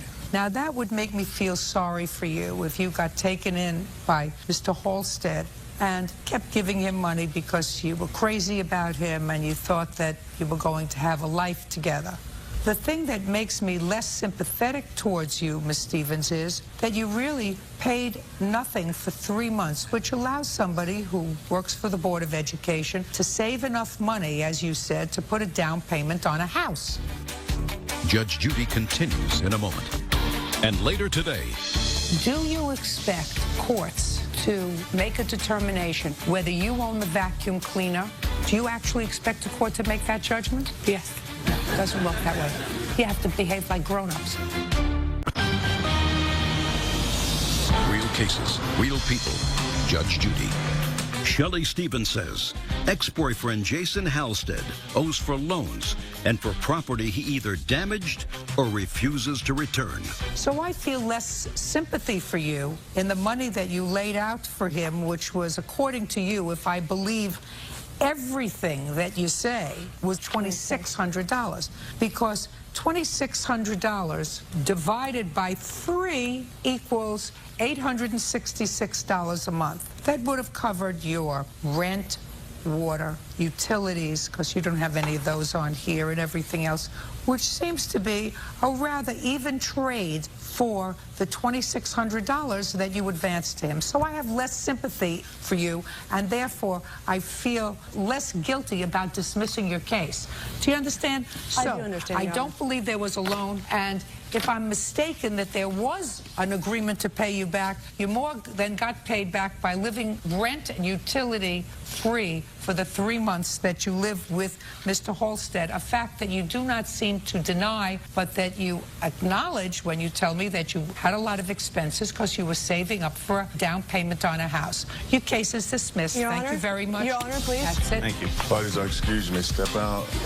She's just belligerent, acts very bipolar-ish. He became emotionally and physically abusive. Choked me during conversations He threatened my life. He threw me down to the ground. because she didn't like what I had to say. He still continues to harass me. Women scorned, you never know what they're going to do. I'm genuinely scared. Just glad it worked out and the truth prevailed. And now the next case. All parties in the matter of Muir versus DeLapp, step forward, please. Annalise Muir is suing her ex-boyfriend, Robert DeLapp, for the return of property in a storage unit that's in his name. Ms. Muir, how many years did you live together? Off and on for 8.5 years. What does that mean, off and on? The first 4 years was an off and on. After that, it became pretty permanent. It's your statement that after you broke up, certain property was taken out of a joint storage unit that belonged to you. Yes. He says you took certain take your hands out of your pockets. Sorry. He says certain property was taken by you that belonged to him. Now, do you expect courts to make a determination after living together for almost 9 years whether you own the vacuum cleaner, which is in here, or you own a television set? Do you actually expect a court to make that judgment? Yes. Doesn't work that way. You have to behave like grown-ups. If you separated your house, you take whatever property is yours, put it aside, label it. You take whatever property is yours, put it aside, label it, and forget it. We don't have time for this nonsense. Even when people get a divorce, were you ever divorced? Yes. Do you have a judgment of divorce? Yes. Did you have an attorney? No. Did you divide the property with your ex-husband? No, I left it with him. Then you left it. You didn't come back and say, I want the dishes, I want the glasses. Let me see what else he wants. Took my Kirby vacuum cleaner. That's you. Yes. We don't have time for this. Your Honor, Now, we did buy things separately during the relationship. Great. Go outside into the hall, go through your property, whatever you can decide upon with each other that belongs to you, that he has, he'll give back to you. And whatever he has, including the vacuum cleaner that you have that belongs to him, you can give back to him. You can come in here with a list, and I will mark it, so ordered. Other than that, I'm not going through a storage unit of your stuff. That's all. Thank you very much. That's all. Parties are excused. You may step out. Judge Judy continues in a moment. Want justice? Go to judgejudy.com or call 1-888-800-JUDY. Yes, recall case number 158 in the matter of Muir versus DeLapp. Parties are reminded they're still under oath. Can I have your list, please? These are the items that you agreed belong to each other. Is that correct? Yes. Good. Will you sign off on all these things because you can make the exchange of that property within the next 5 days? I don't think you need a marshal to do that. It sounds to me as if you've all done that in a very civilized way. Sign off on it. He's got harassment down for $4,000. Miss Muir, don't ask him. What do you want to know? I was asking him to show you who's got harassment down for $4,000. Just a second. Only property is going to be exchanged. Apologize. Property. is going to be exchanged. No money, each one or no ones harassment. I agreed to, or what? Only if those are what you've agreed to. Are those Well, the things TV's been sold, so how would I return it? If the TV's been sold, I can't help you. She already knew about this. It was sold Listen for to me rent very in April. carefully. No money is going to be exchanged. Only property. So whatever property each of you has in your own possession that belong to the other, figure it out. I will so order it, and you can exchange it. No money is going to be exchanged. Do we understand each other? Yes, ma'am. Perfect. Can you do that? If not, I'm dismissing your case. Go back to your local small claims court and duke it out if some judge is idiot enough to do it. This judge is not that kind of an idiot. Do we understand each other? Yeah, but it's not about me. No. Oh, my God. Parties are excused. You may step out. Judge Judy continues in a moment. And on the next Judge Judy. Yes, case number 36 on the calendar in the matter of Idris versus Brown. Thank you. You're welcome, Judge. Parties have been sworn in. You may be seated. Folks, have a seat. Mr. Idris, the defendant is your former girlfriend, that it is your claim that she keyed your car when she got annoyed with you about something or other. Usually that's about another person in your life. Right. She denies that she did it. When was your car vandalized? March 8th, Monday morning, around maybe from 10 to 11 a.m. And when had you and Miss Brown had a falling out? The previous night, she was at my house, which was March 7th. I picked her up around 4 o'clock in the afternoon. Came to my house, we hanged out like we usually do. Just, you know, sitting down, whatever like that. So, say, fast forward to about 9 p.m., I'm getting ready to take her home, and she goes to use the bathroom. So while she goes use the bathroom, she grabs my phone. I didn't notice. So she's in the bathroom for about 5 minutes going through my phone. Meanwhile, I don't know what's going on. I'm like, let's go, let me take you home. So she comes out the bathroom, starts screaming, starts, you know, going off, like, oh, what's these pictures in your phone of girls, something like that. I said, listen. Why did you take his phone? I didn't have no reason to take his phone. I just seen it on the counter, and I thought just to take it and look in the bathroom. And you took his phone in the bathroom in order to see who he had been contacting? Yes. Okay. And you found something on the phone that you didn't like? Yes. Okay. Now I got it. So, what happened? So, fast forward, she was angry, she seen the photos, so she's like, take me home, take me home, take me home now. So, whatever, we going downstairs. Meanwhile, I'm still kind of in my head, like, I mean, what is she really talking about? So we get in my car in the garage for me to take her home. The minute she steps into the car, she starts swinging at me, hitting me in my face. So I restrain her, like, chill, stop hitting me, what you doing? Like, chill, what are you doing? She's like, you know what? I'm going home. I got something. She get out the car, excuse my language, she gonna say, Just a minute, had you pulled out of your garage? No, I didn't even start the car yet. No, but at the time she got out of the car, had you gotten out of the garage? No, the car was still in the garage. Okay. So she get out the car, she dropped her keys, she's picking up her keys while I was holding her bag. I guess she dropped some stuff. So as she's walking out the car, excuse my language, she said, I got something for that A word, A. So in my head, I'm like, what can she possibly do to me to kind of... I don't care what was in your head. All right, well, that's what she said. So, I don't care what was in your head. I only care about what she said to you, okay, what you said to her, right, what you saw her do, right, and what she said she did. All right, well, that's what she said. So now we go next day, Monday morning, and I'm in my house, Monday morning, regular day, nothing, you know, I'm just hanging out. Just a second. Let me understand this, Mr. Idris. So she left. You never took your car out of the garage? Nope, I didn't even move it. And she left. She walked home? She walked home, yep. Okay, how far is her house from About yours? About a 10, 15-minute walk by the Bronx Zoo. She walked home, and you didn't hear from her again that night? Oh, I did. She sent me a text message. That night? Yeah, more or less. I have the text message right here. It was actually... see it. Sure. It was actually 7 in the morning, 7:13 in the morning. Okay, so the answer is you didn't hear from her again that night after about 9:30 at night? Right, yeah, nothing, just okay, a text you didn't message. hear from her, she didn't call you? Nope. And the next thing you got from her was a text message at 7 in the morning? Yes. So when you got this text message from her, I assume you went out to look at your car? Not right away, because she sent, the first text message, she said, enjoy your car. So I put a question mark, like, what do you mean enjoy my car? So she sent me a text message back, and it was saying, enjoy your car, I'm not mad anymore. I guess she got me, whatever she did to my car. I still don't know to this point. So I see the text message, I go downstairs to see what this enjoy your car means. I go downstairs, I see the car is keyed. So I'm looking like, oh man, Can I see the photographs? Yeah, sure. Did you speak to her after you looked at your car? I was text messaging her saying, you know what, I'm about to file a lawsuit, you about to get arrested for this. Well, so do you have those text messages? Sure. Right there.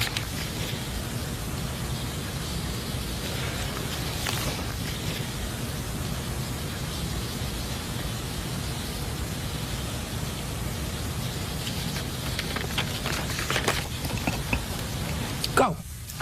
Me and Holly Andrews, we met April 20th. I don't care. I already know all the facts that I care to know about up until the time you keyed his car.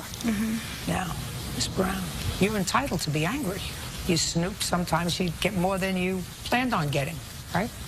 You're actually entitled to be angry and go home and say, I don't want to deal with this guy anymore. I am a beautiful young woman and I don't need somebody who's not going to do the right thing to me. You're not allowed to vandalize his car. You understand that? Yes, I do. We don't have to go through these, do we?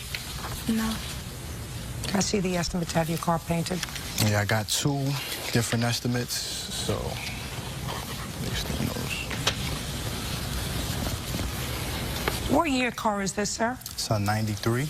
All right, but you'd do me a favor, use that brand new book that we got and look up a 1993 Lexus. Mr. Idris would like a paint job for $9,000. Well, that's what the guy wrote up. I didn't, you know what I'm saying? I didn't. And I would like to see what he could buy a 1993 unscratched Lexus for. What does the other estimate say? I don't know, whatever. You're suing for $5,000. I have to see what your car is worth. Right. 1993 Lexus ES300, GS300, SC300. Which one? What kind of car do you have? LS400. LS400. Yes. While he's looking that up, Mr. Idris, when did you purchase this car? September of 2008. And what did you pay for it? Paid about 30. Not about. I don't want to hear about. $3,800. Okay. $4,025. Got a good deal on it back in 2008. How many miles did it have on it? 153,000. You want to give me a revised estimate on that? $3325. That sounds in fair condition. That sounds more like it. Now, you have to get a good paint job. Indeed. How much do you think a good paint job is going to cost you? Well, based on those estimates... I don't want to hear about it based on those estimates, sir.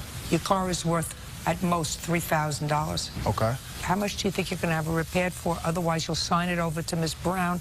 She can sell it, and you can get a new car for $3,000. What's your pleasure? I'm sorry?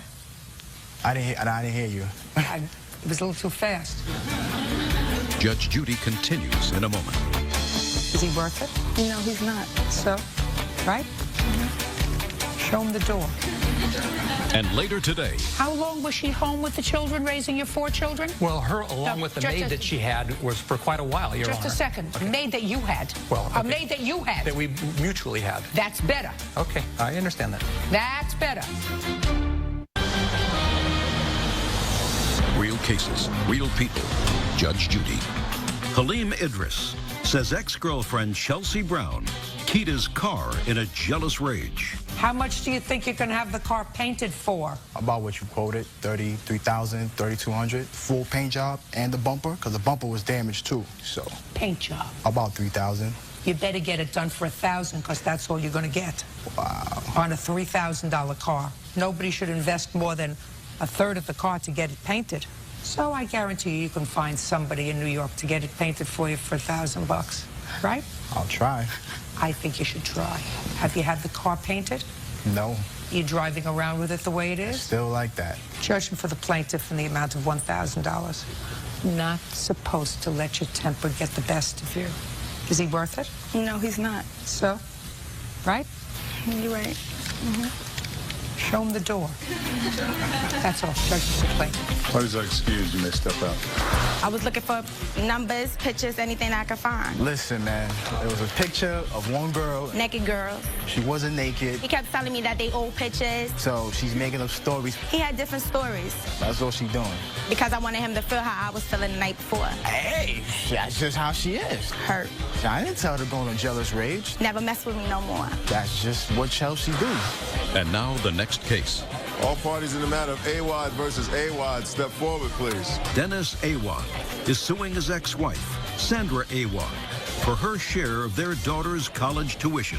Mr. Awad, you and the defendant have children and are divorced. It is your claim that your former wife owes you some money for tuition and expenses for one of your children for school. You claim that there was an agreement with her that she would pay half of those expenses.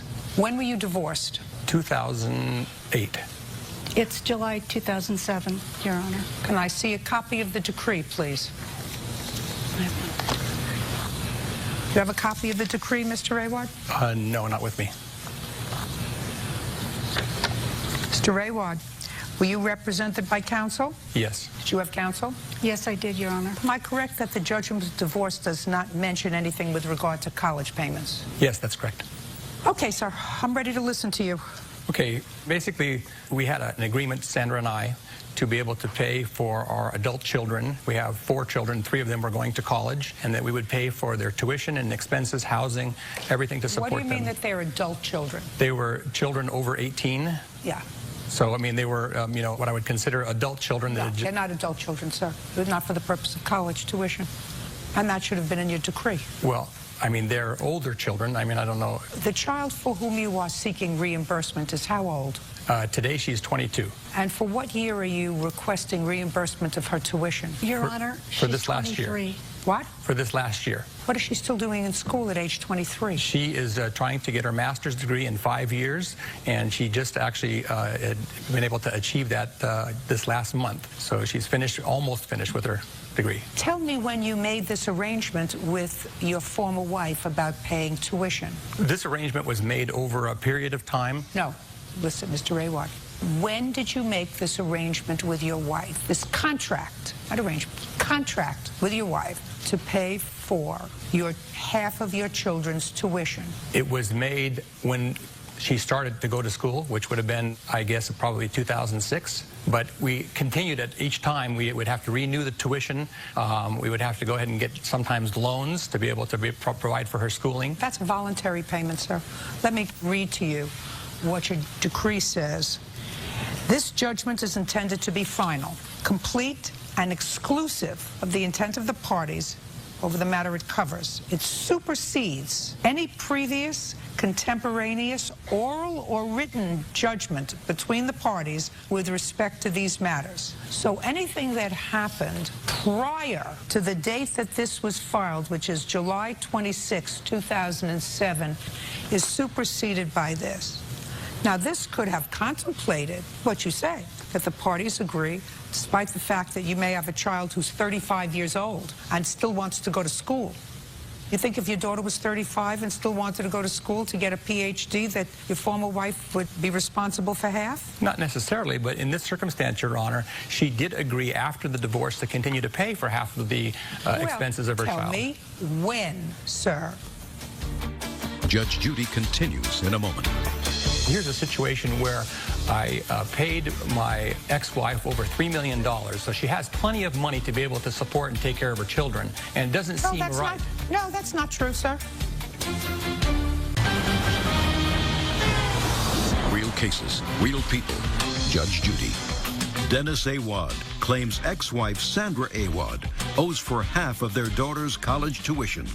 Sandra says she doesn't have the money. Now, other than just paying, tell me when she said, I will continue to pay half of her expenses for as long as she goes to school. I can't give you an exact date, Your Honor, because it happened multiple times over many years. I can't help you, sir. I can't help you, sir. There are certain things as being parental and saying, listen, I'm sharing these expenses by sending you a check. That doesn't create a contract. That contemplates a voluntary act on her part. Just as if you say, I'm not paying for this tuition anymore, she can't take you to court and say, listen, he paid for it up until 2008, and then he just stopped. And now she's 23 years old, and she has a year left to go to school. And I shouldn't be responsible for paying all of that. Well, actually, nobody's responsible for paying for all of that. Well, Your Honor, when we started out, at the time our children were in school, certainly we didn't know we were going to be getting divorced. And if all of a sudden, you know, a child is in school and they need support because they're not independent at that point in time, it is the responsibility of a mother and a father, if they can, to try to assist their children. Absolutely. Just a second, Mr. Awad.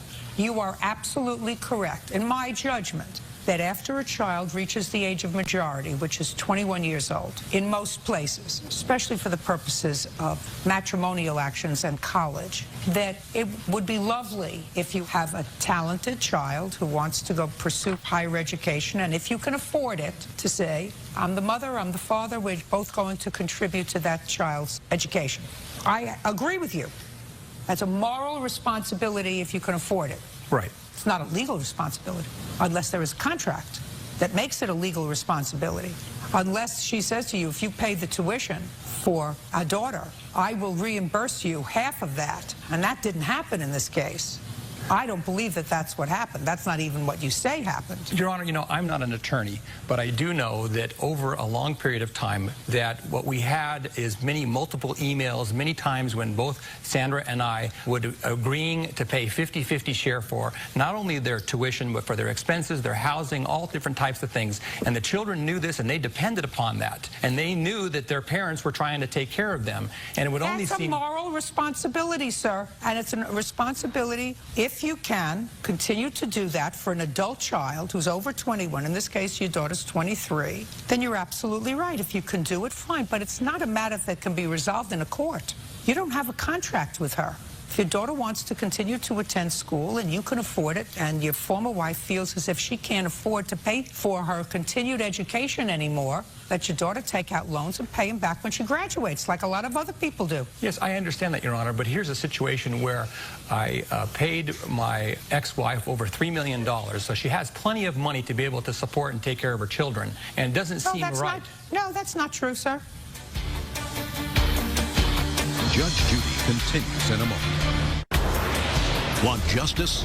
Go to judgejudy.com or call 1-888-800-JUDY. How many children do you have? 4. What kind of work did your wife do when you were living together and raising 4 children? She was a housekeeper.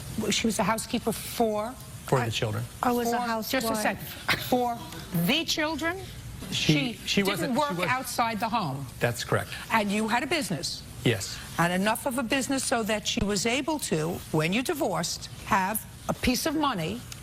How long was she home with the children, raising your 4 children? Well, her, along with the maid that she had, was for quite a while, Your Honor. Just a second. Okay. Maid that you had. Well, okay. A maid that you had. That we mutually had. That's better. Okay, I understand that. That's better. Okay, I don't disagree with that. That's better. Let's say your wife got $3 million in the divorce decree. Did she get that in a lump sum? Yes. And you took that as a deduction on your tax returns as the following year? No, I don't think so. Really? Didn't have any tax benefit, and she got $3 million clean without paying any taxes on it? I don't know exactly how the tax consequences were, but... Let's say that's what she has. And all the time she was at home, she was honing no skills and not involved in a business. Let's say she invests that money, and she's fortunate enough to invest that $3 million at 4% interest, right? Right. She'd make $120,000 a year. Absolutely right. How much did you file taxes for that you earned last year?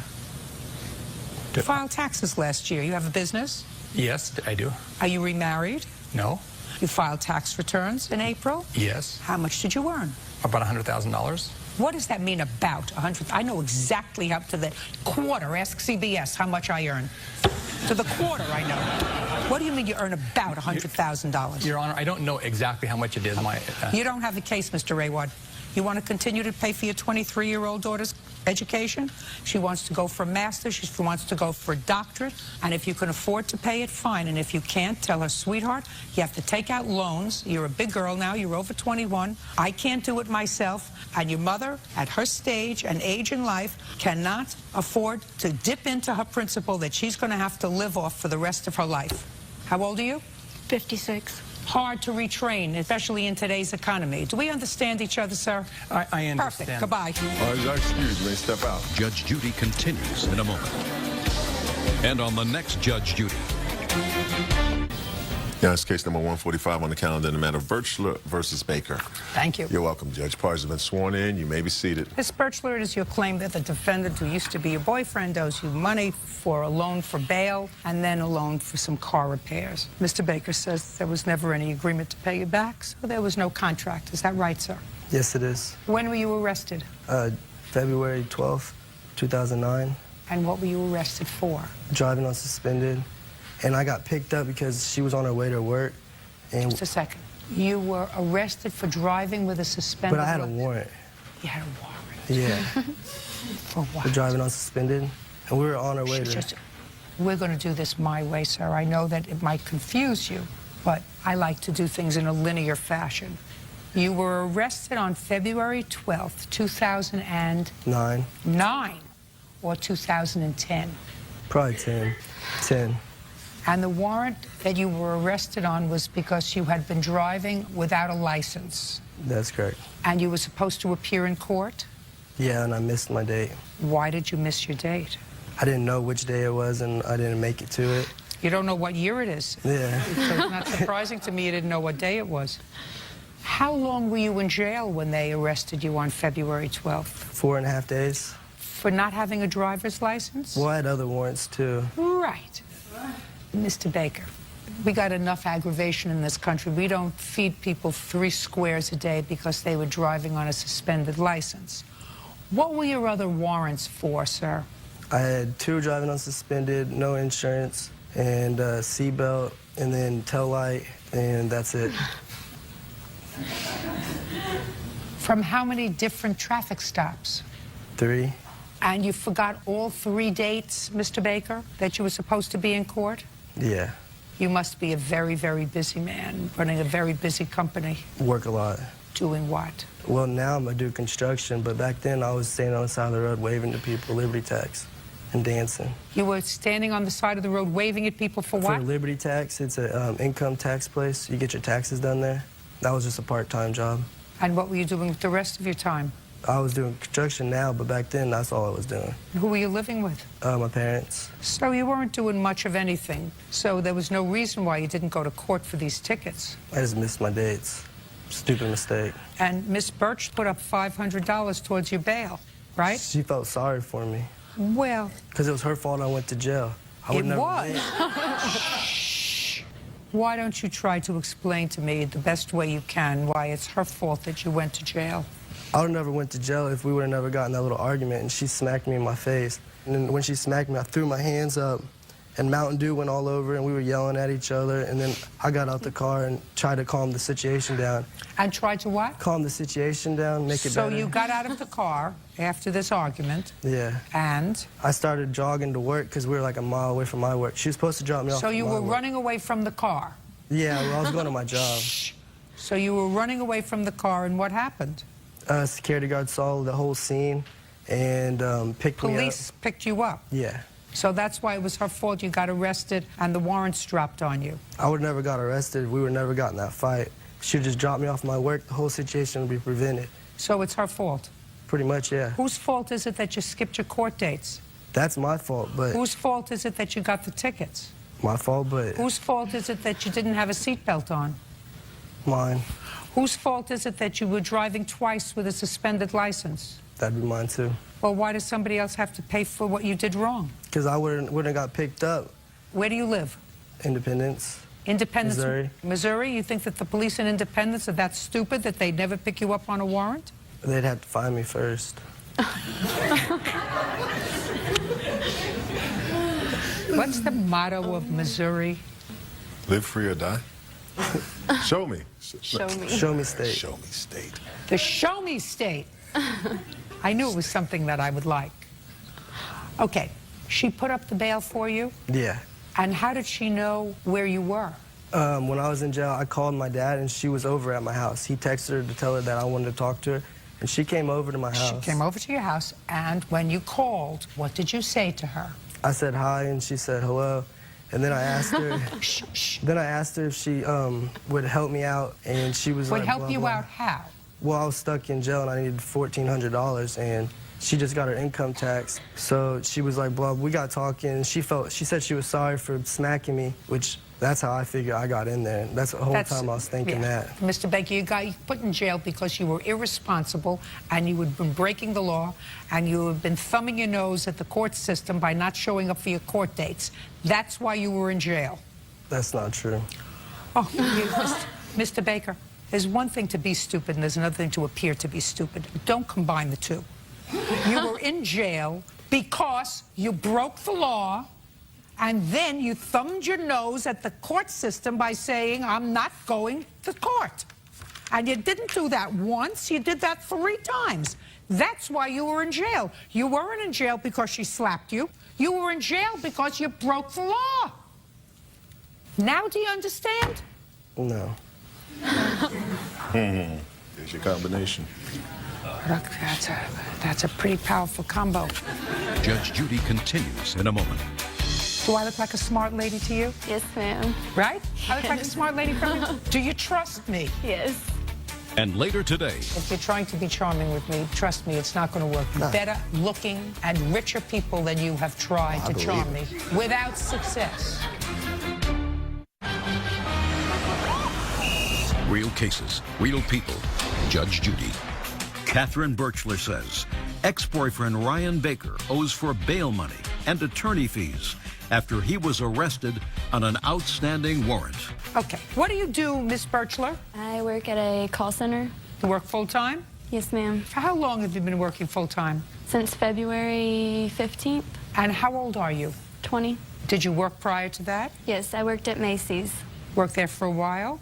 A couple months. It was a part-time contingent job. You live at home? I have my own house. Well, complex. It's a duplex, I do. but... Yes, it's a duplex. I'm sorry. You pay rent? Yes. You drive a car? Yes. You pay insurance? It's already paid. Yes, ma'am. You buy your own clothes? Yes, ma'am. You don't need him. I understand that. Do you understand? Yes, ma'am. You're too young to be desperate. Do you know what I mean? Pretty young 20-year-old who works hard and supports herself. And my son. Not desperate. Do you understand? Yes, ma'am. Perfect. Okay. Other than the $500 for bail, what does he owe you for, Miss Birchler? About a week after I got my tax returns, he asked me if I would help him fix his car, and he said he needed to pay lawyers. I thought that's what I was understanding the money was for, so I told him he could borrow $300 as long as he promised to pay it back. That's a lie. She didn't let me borrow it. I don't want to hear you unless I'm looking at you and asking you a question. This was on March 1st, and I said, as long as you pay me back $700 by... Where was he supposed to get $700 from? He was working, and he told me he'd give me his whole entire checks, that he wouldn't keep any of the money. So I was under the impression he might actually pay me back. So I gave him the $300 to help fix his car. How much did he pay you back? All in all, he paid about $100 back. What do you mean about $100? What does that mean? Well, I mean, he would help me around my house. I didn't pay her nothing. Okay. Didn't pay her anything? No. And I didn't have a job when she gave me that $300. I was in jail and I lost my job. So what did you need $300 more for from to get Ms. my Birchler? fuel pump and a key ignition made?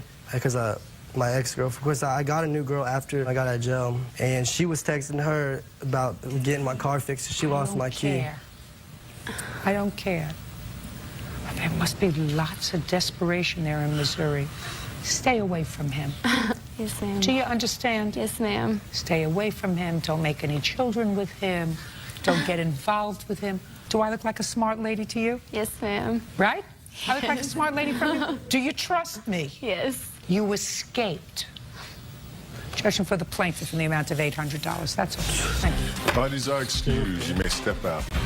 Well, I'm quite pleased. I didn't like it at all. He had his new girlfriend, text me and let me know that he would not be paying back the money and that I needed to get over myself. She was texting her, and then after I got the car fixed, she called my phone, and then my girlfriend picked it up and was talking to her. She called me after that and told me I was a few choice words and that he would not be paying me back. She didn't ask for any of the money until after I got a new girl. Not date guys like him. Don't talk to crazy girls like that.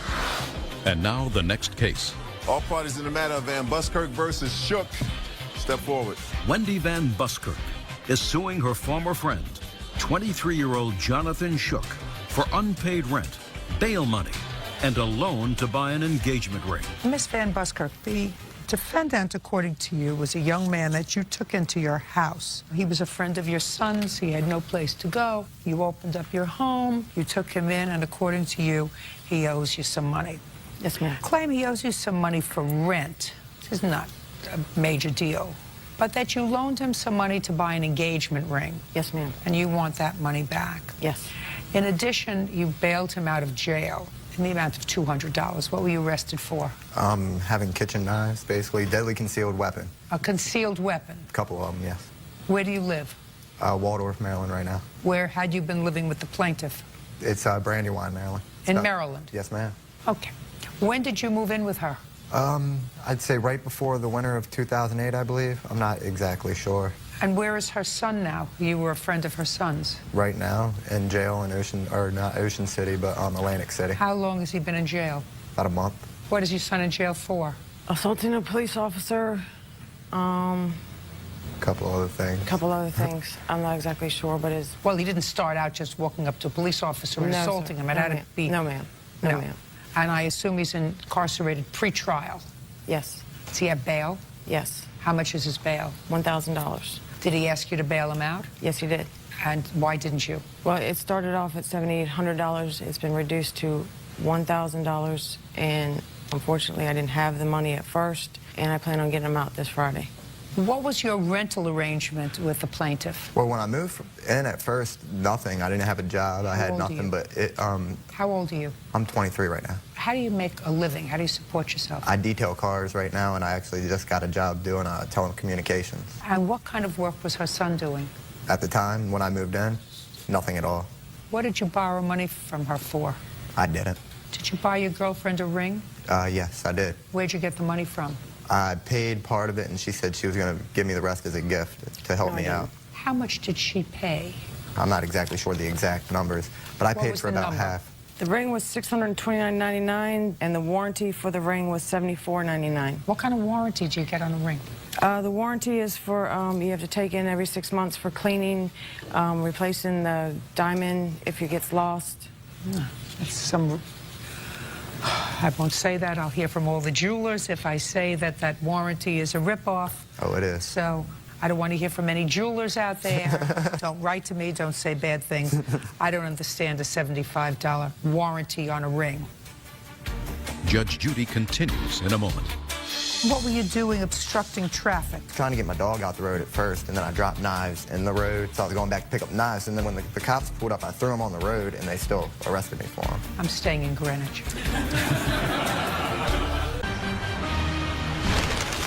Real cases, real people. Judge Judy. Wendy Van Buskirk says former friend Jonathan Shook owes for rent, bail money, and a loan for an engagement ring. Okay. Did he put anything towards the ring? 3 payments of $45, Your Honor. That's not true. I gave her like $300 up front. No, he did not. And then I made the payments of $45, and then she said the rest was a gift. If you don't have money, you don't buy a ring. Well, I understand that. Well, you shouldn't have bought it. I had the money that she wanted. You didn't have the money. And then she said the rest was a gift. You didn't have the money. Not all me. If you have $300 and you want to buy a ring, find a ring for $300. That's why If you had $400... Find a ring for $400. I don't think you're cute, as a matter of fact. I understand. I just want you to understand that. If you're trying to be charming with me, but trust me, it's not going to work. No. Better looking and richer people than you have tried to charm me. I believe it. I believe it. Without success. Oh, I believe it. That didn't require a response. Okay. Try taking the hair out of your eyes. You'll see the world better. All right. Ma'am? Don't speak. Sorry. Now, when you were arrested, you had a phone call to make. Yeah. Who'd you call? Called a couple people just to let them know I was locked up, and then next thing I know, I was out of jail. You never called the plaintiff? Never talked to her. How did you find out he was in jail? Through my daughter-in-law, Nicole. Through your daughter-in-law? Yes. This child is married to your son who's incarcerated? No. No. To another son? Yes. Okay.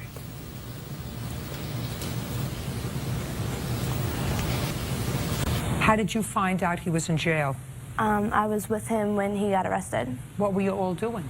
We were walking down the side of the road trying to keep him from going inside the road. Explain that to me. Look at me when you explain it to me. He was just upset, and... He was upset about what? I don't exactly remember about what. Something that was stressing him out, and he was just walking in and out of one of the main roads, so we were just walking next to him, making sure he didn't get hurt. Me, Johnny, and a friend of his that was with us. So he was trying to walk in traffic? He was just walking in the road. We were walking on the side of the road. He just happened to walk in the road. We were just walking with him down the side of the road. And? And the cops ended up coming up saying that he was impeding traffic and he had a whole bunch of knives on him. Was he high on drugs? Not that I'm aware of, no. Well, probably was high on drugs or something if he was impeding traffic. And then they searched him and found these concealed weapons? Yes, ma'am. Yeah, terrific. Now, what did he say when he called you? I assume he called you from jail? Well, he called Wendy from jail. Called her? Yes. Good. Sit down. She says he called you from jail. He begged me to get him out of jail. I have a receipt for bail and the bail. How long were you in jail, Mr. Shoup? Like 8, 9 hours. Not even that long. They, well, PG County out in Maryland, they let you out the next morning, or I'd have been let out that night when they paid my bail, but I never... You used drugs, Mr. Shoup? Used to. What was your drug of choice, sir? Marijuana. What else? That's it. Were you high on the day you were arrested? Nah, I've been clean for like 3 years, 4 years now, actually. Then what were you doing obstructing traffic? Trying to get my dog out the road at first, and then I dropped knives in the road. They were in a box, and I dropped the box to go chase after the dog in the road. There you go. Once I got the dog back, I went to go get the knives out the road, and that's when the state trooper pulled up. And I was walking down the road, and he didn't lock me up that day, he locked me up the next day. It was a confusing situation, and then they dropped the charges after it all was done and over with, so it just didn't make no sense. I'm staying in Greenwich. Judge Judy continues in a moment. Have you been cheated? Go to judgejudy.com or call 1-888-800-JUDY. Okay. Did you call her and ask her to bail you out of jail? No, ma'am. I don't even know the house number to call her. You used to live there. How long did you live there? About 1.5 years, but I never used the house phone. I have a cell phone. You have 10 seconds to tell me about rent, because I'm not actually interested. Go! He paid $100 a month prior to moving out. He didn't pay for 3 months. When did you move out of the house? I'd say around October of last year. I just couldn't stay there no more. And she had said something about, you know, getting the couches and everything out of there, which I didn't understand. It was not my problem. You know, it's her son's bedroom, and we both brought the couches in, and why do I have to take the couches out of the room? If they were his couches, he's the one that got bought. Just give her the money for the ring and your bail. $495 for the ring and $200 for your bail. Perfect. Take your hair away from your eyes. Go to the barber. That's all. Thank you. Parties are excused. You may step out. Judge Judy continues in a moment. And on the next Judge Judy. Yes, case number 94 on the calendar in the matter of Martella versus Tafoya. Thank you. You're welcome, Judge. Parties have been sworn in. You may be seated. Sir, have a seat. Miss Martella, who is this young man? This is my son, Vance. How old is he? 18. Was he present during any of these incidents? Yes, he was. How many children do you have? 3. How old are they? My daughter, Sarah, is 20. He's 18, and my youngest is 10 months. 10 months? Yes. And how many children do you have? Ma'am, only one. The child that you have with the plaintiff? Yes, ma'am. How long did you and the plaintiff have a relationship, sir? Ma'am, about 2 months. Is that right, Miss Martella? No. How long was your relationship? About 2 years. Was it an exclusive relationship for you? Yes. And what about for you? No. How old are you? 31. And how old are you, Miss Martella? 43. This is your claim. You have a 10-month-old child who I understand that you participate with and see. You claim that during a period where he was watching the child, you came home, you smelled marijuana in the house, you had an argument with him, and he assaulted you. Subsequently, when your child was hospitalized briefly because she has certain physical disabilities, there was another confrontation at the parking lot of the hospital, and the defendant says that you actually were the violent one, that you damaged his property. So let me understand something, Miss Martella. Why would you have another child with a young man who is 12, 13 years your junior? It just happened. I never did a younger man before. He was pursuing me, and we started out as friends. He was supposed to come over and show me how to do something on my computer with eBay, and one thing led to another, and it just happened. So for the time you knew each other, how much of that time were you just friends? I had given him my number a couple months prior to that, and he used to text me. And then after a couple of months, I answered his text, and then I was at a picnic, and he was there. And so how long did you actually date? About a year, year and a half. Well, now we're talking about from 2 years, it's down to a year. He says it was a couple of months. All right, tell me about this first incident. When was it? It was on February 2nd. I had come home from work, and when I came in the house, it smelled like marijuana. And I did get upset. We got in an argument. My son was in the living room. I saw that he was getting a little more upset, so I went into my room, and he came to my door and asked me to open the door, and I told him no. And I said, you need to leave. Just go be with Sarah, because I knew he was seeing this girl, Sarah. And I said, just go with Sarah. Leave me alone. I said, I'm upset. So then he goes, I'm going to kick your door in. And then that's when I heard my son come up behind him, and he said, you kick that door, I'm going to kick you. And I heard him say, okay. And I thought he had left, so I was listening at the door, and I didn't hear him, so I opened the door, and then he had come back in, and he came in where? Back into the house. And then we continued to fight, and he pushed me on the bed, and then he hit me in the ribs, and he saw my phone, and he thought I had some spy thing, my phone spying on his phone calls, because I knew about the girl Sarah, and he picked up my phone and he broke it. And where was your son all this time? He was in the living room at first, but then I heard him behind him saying, you kick the door, I'm going to kick you. Well, I heard that already. My question was, where was he when all this was going on? He was in oh, yeah? Stand. Your name? Vance Leia. Vance. Go. February 2nd. I was there, and Donnie had went over to my mom's bedroom. They were having a fight, and he kicked the door. Just a minute. Before they had a fight, who was taking care of the baby? My mother was. No, she wasn't home. She was working. Oh, sorry. Donnie was. Yes. Donnie was. And what were you doing? I was just on the couch reading my book. And he had been taking care of the baby for how long? Since my mom left for work in the morning. Did he take good care of the baby? No. Did you call your mother and tell her that he wasn't taking good care of the baby? I had texted her. And what did you say? You texted her? I said, this idiot's not watching the baby at all. That's what you said. This idiot's not watching the baby at all. Yes. Did she answer your text, Vance? No, she didn't answer my text, but didn't then she answer your came text. home. She didn't say to you, like a normal mother, if he's not taking care of the baby, then you should take care of your sister? Well, I checked in on her every once in a while. What do you mean you checked in on her every once in a while? I just walked in there like every hour or so. And what was he doing? He was on the computer that was in the room. The computer in what room? In my mother's room. Now, your mother says she came home and she smelled marijuana. You didn't mention anything to me about somebody smoking marijuana. Well, later on in the day, I smelled marijuana, but we also have skunks. No, you didn't mention that to me at all, Vance. And you said that you texted your mother later on in the day when you said, this idiot's not watching the baby. The first thing I would have texted is, this idiot is smoking dope in the house and is not watching the baby. But you didn't say that, Vance. Well, because we have skunks in the area, and it smells just like skunk weed, which he buys and smokes in the house. So I didn't know if it was skunk weed or a skunk. I'm not buying this story. Do you understand? I'm not buying that part of your story. Your Honor, I know the marijuana had to have been smoked within 15 minutes because it smelled when I hit the door. Maybe he smoked it. No, my son doesn't smoke marijuana.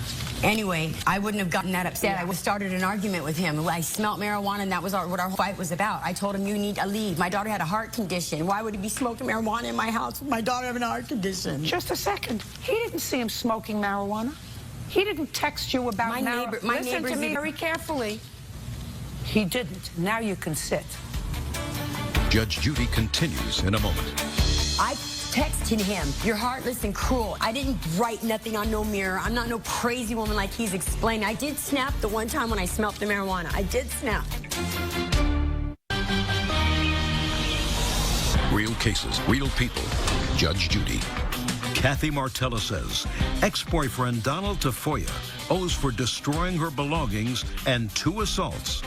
Donald is countersuing for damage to his truck. Okay, so he came back into the house and did what? He came back in and started yelling at me, calling me names again. I told him to leave. I was trying to shut the door, but he kept pushing in. We just kept fighting. I mean, that's just basically what it's been ever since he started using again. And he came in, we started fighting. He pushed me on the bed, and I told him to go with Sarah's. I knew he was seeing this girl named Sarah because of the computer. When did you find out that he was seeing Sarah? There's a question on the floor. Around January 1st or 2nd. And how did you find out he was seeing a girl named Sarah? Because he left his MySpace up on my computer one day on his message thing, and it was messages to different girls. Sarah was one of them. And I confronted him about it. Well, you weren't seeing each other anymore in January. Your Honor, we had an agreement at the beginning when they told me my daughter was going to be born with a heart defect. They told me that it wasn't going to be a one-man job. And we had a talk, and we decided we were going to put our lives aside, and we were going to take care of our daughter. So we agreed to have her, and we had her. And from that point on, it's just been one incident after another after another. And I told him I couldn't have him at my house this way because I was too emotionally involved. And I couldn't have that going on in my house. It wasn't going on in your house. He wasn't bringing women to your house, was he? I told him I didn't want to put up with with the lies and all that stuff. Just leave it alone. He kept telling me, no, my daughter means more to me. It's just, I believed him. It was my fault. I believed him. You weren't together. We were together. He's the one who's saying we weren't together. We were together when it was convenient for him. He's 30 years old. You're 43. You have 2 grown children. He has nobody. He may be a fool. He may be an idiot. He may be a drug addict. You are a grown woman with grown children who should know better. You know, and then you want him to put life on hold to take care of a sick baby. Well, our personal lives, not our... I'm talking about your personal lives. We wanted to go, we're both in college. We both wanted to get through the semester, get through the surgery until she recovered, and then help take care of her, because she couldn't leave the house, Your Honor. There had to be 24-hour care there. What else? The incident on March 10th is when my daughter had surgery, and I hadn't seen him the whole month before. And he showed up at the hospital under the influence. Who told you that she was having surgery? I knew about the date beforehand of the surgery was going to be. She tried to withhold it from me, actually, because she didn't want me to be there. I love my daughter, and it's really hard. Just a second. So you showed up at the hospital. What time did you get there? Early in the morning. I was going to go on the drive truck over there. I have a big truck. But she offered to actually pick me up and take me over there. And she picked me up at my grandma's early in the morning, so I don't know how she's saying that I was under the influence of the hospital. Just a second. She picked you up at your grandmother's? Yes. So you went to the hospital together? Yes, we did. So, Miss Martella, when you went to the hospital on March 10th, how did you get there? I drove. Who was in the car with you? Myself and him. This is your sworn complaint. Our daughter had heart surgery on March 10th, and Donald was nowhere to be found. He eventually showed up at the hospital, but he was drunk. He showed up. No. You picked him up. You didn't say that. You picked him up in the morning. We were at his grandmother's house. I'm talking to you about what you wrote in your complaint. What you wrote in your complaint was he showed up at the hospital later, drunk. That's not true. You picked him up with your daughter and went to the hospital together. He left the hospital. He left the hospital on the Metrolink, came back under the influence. He had been using the whole time. I told him he could not be at the hospital loaded, and he had to go back to his grandmother's and get clean before he was going to be there. He went to his grandmother's supposedly, but he wasn't. He was out all night getting loaded. On what date did you have this conversation? Like 4 or 5 days. Hey. Like 4 or 5 days before the surgery. His grandmother called me and asked me to bring the dog. Listen to me. Your story, when I read your complaint, didn't make sense to me. I apologize, Your Honor. Well, it didn't make sense to me. You tell me one lie, and I don't believe the rest. I didn't tell you a lie. You did. He left the hospital. Listen to me. You didn't say he came with you, and then he left, and he came back drunk. What you said was he eventually showed up, but he showed up drunk. He was nowhere to be found. Finish your story. Okay, so we went to the hospital, and it was time for her to get released. It was March 17th, actually, because she was in there for a week. They told me what I needed to do. That she was ready to be discharged. I had to go get her prescriptions, and I had to go get the stroller. I asked him to go get the prescription while I went to get the stroller, and he said, don't do it yourself. So I was walking down to my car to get the stroller. He's walking down behind me, calling me names. We're arguing like his MO because he wants to go take off. He didn't want to go back and take care of her. So I said, just please leave me alone. Let me just get her stuff. So I started getting her stuff. He starts pulling stuff out of the back seat, acting crazy because he was loaded. And then he started throwing my stuff across the parking lot. He kicked my purse. I went to go get my purse. He grabbed me by my ponytail and pulled me down to the ground. And that's when I started calling for security. That's not what you say in your complaint. What you say in your complaint was this whole incident happened on March 10th, not March 17th. You say that this happened when he came to the hospital on the date of your daughter's surgery and he was drunk. Now you tell me it had nothing to do with March 10th. Well, that was March 7th. No, that was March 17th, a different date. Go ahead, sir. Let me hear February 2nd. To tell you the truth, ma'am, Vance wasn't even there. And if what he's saying is true... What kind of drug problem do you have? You know, I haven't done drugs for over 2 years. What kind? That's a lie. If you open your mouth again, I'm just going to dismiss your case. Judge Judy continues in a moment. I suggest that if you are not currently under some sort of psychiatric care, you get yourself there. Ex-boyfriend Donald Tafoya purposely damaged her property and assaulted her on 2 separate occasions. What kind of drugs had you used? I had a marijuana problem, and I had a serious drinking problem, and I went to Alcoholics Anonymous, and I got help, and Narcotics Anonymous, and that's where I met Kathy, because Kathy is also a recovering addict. You know, I mean, she had more time, and, you know, I really actually admired her when I met her. I thought she was a really strong woman in recovery. I didn't see her anger and jealous side. And as time went on, actually, you know, I ended up staying over there. February 2nd. Okay, February 2nd, man. I was there. I woke up with the baby in the morning. Kathy always seemed to make it as a package deal. Like, if you mess with any girls at all, you can't see your daughter at all. And I would kind of, you know, I would manipulate it a bit, I'll be honest with you, because I wanted to see better on my daughter. And it was like, if I'm not exclusive to Kathy and I'm messing with anybody else, I can't see my daughter, and she goes into a rage. Anyways, I actually texted her because she has a cousin who's an active addict right now, and she lives at the house, right? And I actually... She lives at whose house? At the same house. It's actually her brother's house. Does she live at the house with the plaintiff? Yes.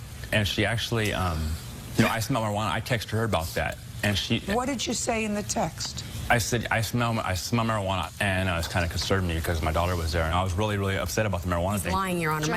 My cousin doesn't even smoke cigarettes. She doesn't smoke marijuana. He was smoking the marijuana. My son does not smoke marijuana. Listen, you don't know any of that. You weren't home. He's the one that smelled like marijuana. My son didn't smell like marijuana. I don't believe you, Miss Martella. And he never texts me. My son texts me, Mom, you need to come home. My son did not text me. Miss Martella, I don't believe you. He was getting high the whole time. I didn't know this at the time, Your Honor. I did not know. He's the one. You want to tell me about your counterclaim? Yes, ma'am. On that same day, actually... Which day? On the 2nd. Actually, what happened was she ran outside. She's always one of the people like, get out of here, leave. And then when I'm trying to leave, she'll run out and chase the car and say, why are you leaving? You don't want to take care of your daughter. But she'll tell me to leave. This is a situation that has been going on the whole time. Just tell me what happened on the 2nd. Okay, she actually ran out. I have the evidence right here. Is that she ran out and pulled the spark plug wires from under my truck. I have a lifted truck, right? It's very high, right?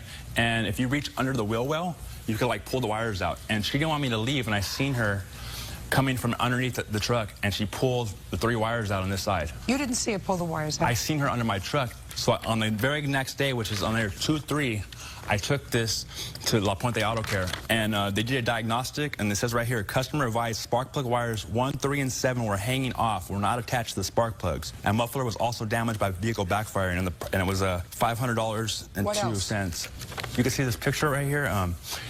My house where I live, it was really easy to walk inside my house. It's Glendora, California. It's a real safe community by Sierra Madre. Doors are open. That's why we do it, you know, over there. Because people, it's a pretty trustworthy area. And she went in my room, and I found this on my mirror when I was out with Sarah. She wrote, "You're cruel and heartless. I hate you." Can I see it, please? And with this girl, Sarah, told me he was with one of his hiking buddies. And he was at the hospital. He said, come to my house. And he was crying. And so I went to his house, and I'm outside. I text him, and he's, oh, I'm at the hospital. And I said, well, we're here. We're outside. I thought you said you were done. My daughter started crying. I said, you know what? Your daughter's crying. I'm going to go in the house, and I'm going to change her. So I took her in the room. I changed her diaper. I texted him, you're heartless and cruel, and I left. I didn't write nothing on no mirror. I'm not no crazy woman like he's explained. I did snap the one time when I smelled the marijuana. I did snap because my daughter was having heart surgery. I just couldn't imagine anybody doing that. He was the one that smelled like marijuana. When he was pulling me, when he punched me, I smelled marijuana on him, not on anybody else. And it's over. Listen to me. It's over. You had a child that you shouldn't have had. And it's going to be actually your responsibility and your burden if she has problems. I know from now on it will be. Have you ever had a paternity test? No. Is not an answer. No, ma'am. I suggest you do that. She was a pretty virtuous woman in my eyes, to tell you the truth. I never even questioned it because I don't think she sleeps around. I don't know. Yeah, you're right. I should never thought about it that way. I don't know. Judge Judy continues in a moment. Are you the victim of an assault? Go to judgejudy.com or call 1-888-800-JUDY. How often do you see your daughter? You know, it's like if I'm not getting along with her, I can't see her. So I have to really kiss. I have to kiss her, kind of like, excuse my language. I have to kiss up to her really, really bad, or she won't let me see her at all. And then she said, That is not true, and she Your says Honor. I'm not taking care of my responsibility You're such a liar. because I'm not there. But she said that if I'm not like really like all like on her, she won't let me see my daughter. Your Honor, I don't want anything to do with this man. We broke up in December. I found out on January 1st I was pregnant. I was common decency to tell him. I never call him. I don't go to his house. He shows up at my house. He shows up at my work and calls me crying, telling me he's gonna commit suicide. He doesn't come visit her. He doesn't want to visit her. And when he's there, he just looks at her sitting in the chair. He tells my daughter to shut up. Never, And I'm gonna get eaten. never happened. No, you're lying. Never happened. He tells my daughter to shut up because What kind he's an idiot. What kind of drugs had you used, Miss Martella? Meth, the same he used. When was the last time both of you were drug tested? I actually, because of the course going on, I go to a sober living house that I used to live at, and I pay them $6 a test, and I have them test me. Blood or urine? Urine. When was the last time either of you had blood tests? Never. Just when the baby was born. Oh, I had like 3 or 4 done. That's how they found out that she was going to have Down syndrome, was through my blood test. Amnio, same thing. No, it wasn't the amnio. No. It was not the amnio. He doesn't even know. Miss Martella, I suggest that if you are not currently under some sort of psychiatric care, you get yourself there. Agreed. You get yourself there. Okay.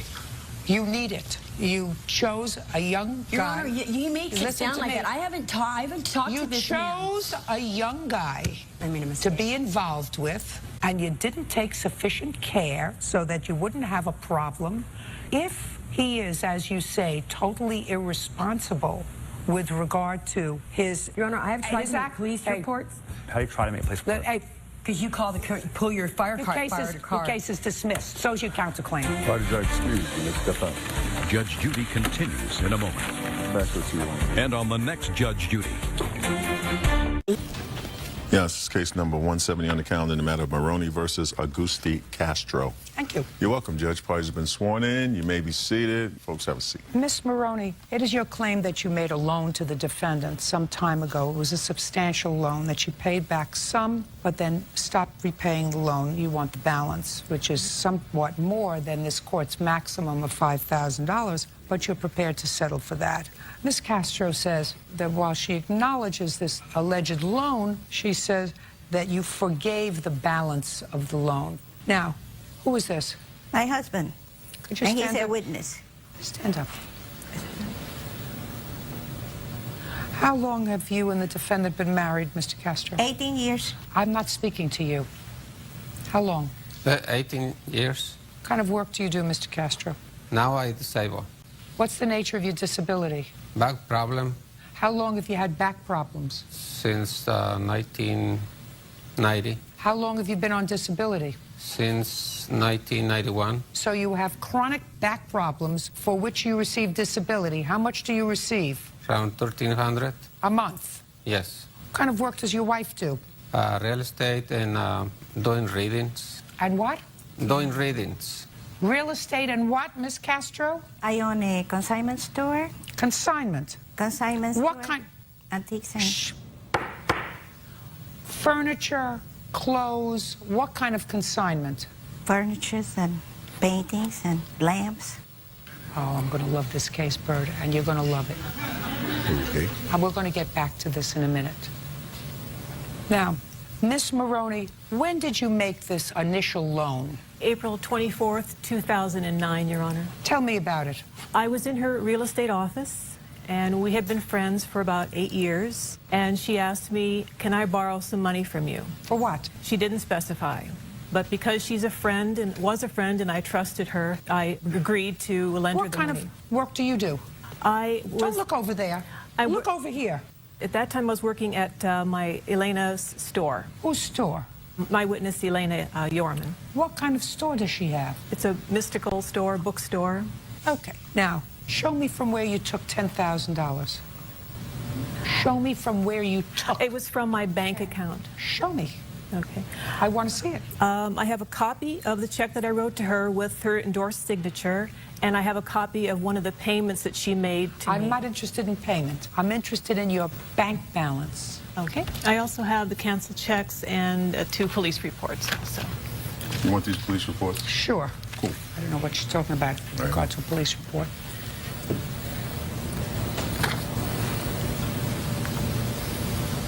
Now, according to you, you paid her back some money, right?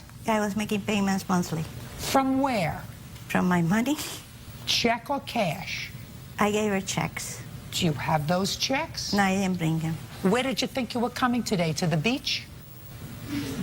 Well, I what? should have thought about it. Now, I read your answer. Really interesting. Yeah. Miss Castro Bird says that when her husband with a disability went to deliver furniture from her store to Miss Maroney, they messed around a little bit. And because of that, she stopped paying the loan.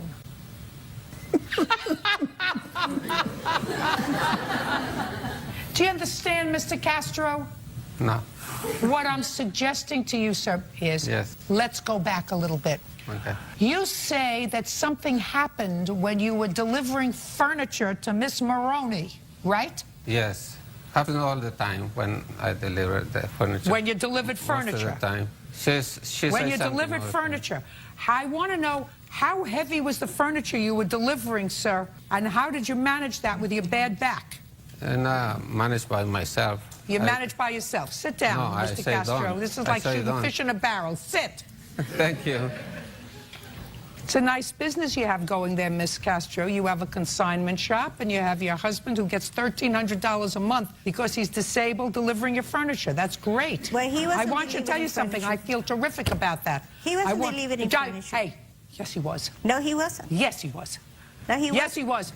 Just a second. Miss Castro, do you believe that your husband had an inappropriate sexual relations with the plaintiff? My husband. The answer is either yes or no. Do you believe that your husband had an inappropriate sexual relation with the plaintiff? Yes or no? Inappropriate in what way? Inappropriate in any way. If he's married to you. He did if have he's sex with her. He did have sex with her. Yeah, he did. So why did you stop paying her the loan? Because after I found out that he had done that, because he went ahead and confessed to me, even though the plaintiff was trying to say that. Listen to me very carefully. The plaintiff isn't married to you. I know. Listen to me. Plaintiff isn't married to you. If he hadn't, she says it was sort of non-consensual. That's a lie. She got undressed. I don't want you to And speak. touch his I parts. don't want you to speak when I'm speaking. Okay. Do you understand? I hear you. want you to put your listening ears on. God gave you 2 ears and 1 mouth for a reason. I know. So listen. I'm listening. She's not married to you. That's right. And I wouldn't want to. You're not paying attention. You're speaking and not paying attention. She's not married to you for 18 years. He's married to you for 18 years. Yeah. And if you acknowledge that she gave you money, the fact that he, your husband of 18 years, who collects disability and delivers furniture, had sex with your friend, does not give you, She cannot be my friend. Just listen to me. Pay attention, Miss Castro. Does not give you license not to repay her the money. But she told me not to pay her. Just a second. Do you understand me? Women don't seem to get it. I get it. No, you don't get it. I am assuming, for the purpose of this case, that there was a consensual relationship. I want you to be quiet and put on your 2 listening ears. Okay. Judge Judy continues in a moment. She's a pig and an animal. I want to tell you something. No. He is, and he's also a scammer, and so are you. And later today, we went into her room and we let her know that she shouldn't be afraid of the future. It held bright and beautiful things, and that we were going to purchase a car for her. Who told her that?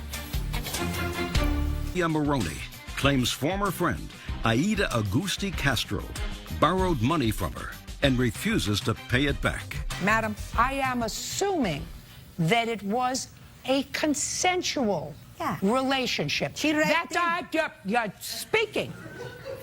You're not listening. It doesn't give you license not to pay her. What you could do is you could throw him out on the street I thought about it. No, not thought. Listen He to was me. very close. Listen to me. Not think about it, Miss Castro. He was the one who took a vow to you, not her. I know. Him. This one. She's an you see the immoral problem. person. You see the problem with you, Miss Castro, is you're not paying attention. Yeah, I pay attention to you. Good. When you start to lie like he did in 1990 and started to lie about his disability and who knows what else, lying becomes a habit. No, he doesn't have a Lying, do you understand, Mr. Castro? never lied. Becomes a habit. You were delivering furniture to her house when this happened. You were- Furniture, no. At that moment, no. I'm not delivering At that furniture. moment. What are lamps? That's not furniture, it's lamps. Were you delivering lamps? Yep. Were you delivering lamps? Not at the moment, no. I'm fixing lamps. Were you fixing lamps that you had delivered? Yes. Eventually, we get it. You owe her $5,000. Do me a favor, I'm finished with them. She's a pig and an animal. I want to tell you something. And No. He is, and he's also a scammer, and so are you, because No, you I'm live not. on that $1,300 a month, too. No, Goodbye. He doesn't do that. Parties are excused. You may step out. She lied. She went around saying that he was the one that raped her. It was not consensual. That other woman is a pig and an immoral person. It was a very complicated issue and difficult to prove. There is no friendship with that woman. There must not be any friendship. And I'm sorry that I had to lose a friend this way. And now the next case.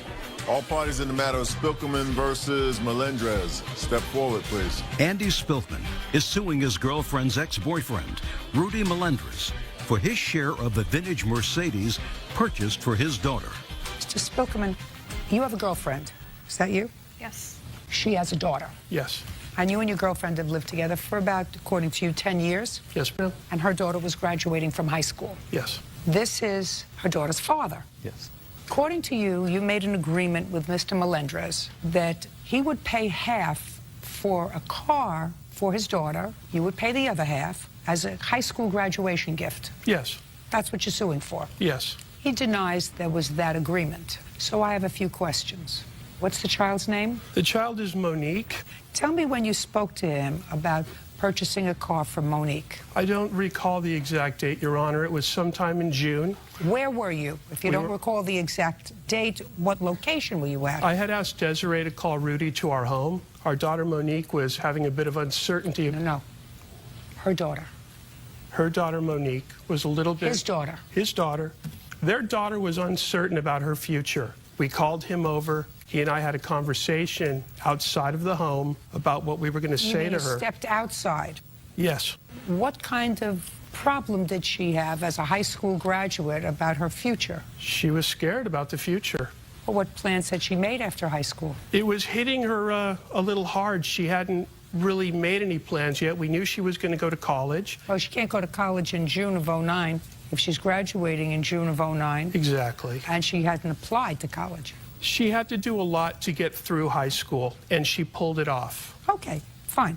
So you had a conversation with him outside, and is that when the discussion of the car came up? Yes. Tell me what you said to him and what he said to you. I just recall that we discussed getting her a car, and then we went into her room, and all three of us talked with her, and we let her know that she shouldn't be afraid of the future. It held bright and beautiful things, and that we were going to purchase a car for her, her father and I. Who told her that? We both did.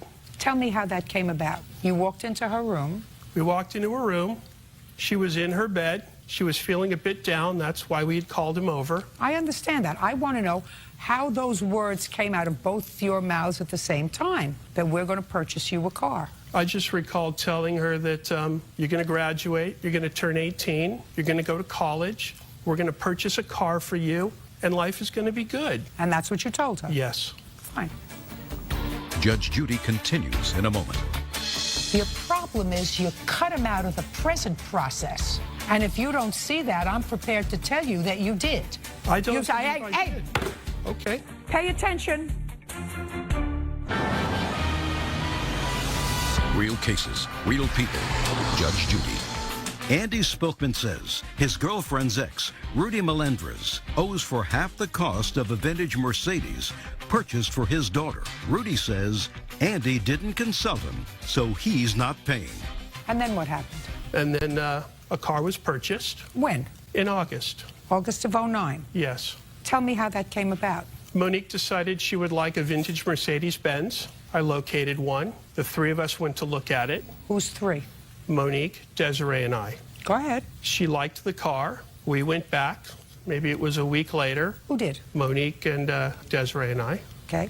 Now, you went back a week later and? We purchased the car. Now, between the time you looked at it with Monique and the week that you went back to purchase it, did you have a conversation with Mr. Melendrez? I did not. Well, you I'm asking about it. You No, I did not.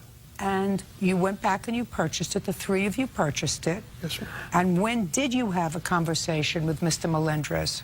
I don't recall. I have a text message that he sent to Desiree in August after we told him we'd purchased the car. No, I don't want to hear we told him. When did you tell him that you had purchased the car? I never personally told him. He and I never really communicated. All communication with him was through Desiree or Monique. Well, that's impossible, sir, because if you wish to establish a verbal contract, since you don't have a contract with Mr. Melendrez in writing, then you had to have had a conversation with him. Well, the one we had at the home in June in person and in her room with her. So what you're telling me, sir, is that's the extent of your conversation with him in June of '09. Yes. So let us assume it was your understanding that Mr. Melendrez was going to pay for half of the car. It was. I'm not necessarily finding that that was a contract, but let us assume that was your understanding. Let me tell you what your problem is, Mr. Spiegelman.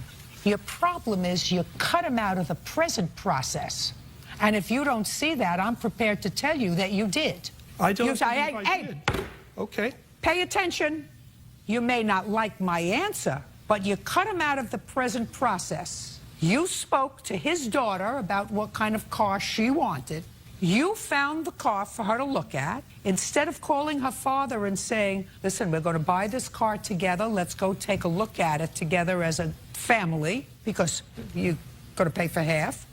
You totally excluded him. You went down, saw the car, and liked it. Well, then you had an opportunity to call him and say to him, you know, we saw a car that we liked.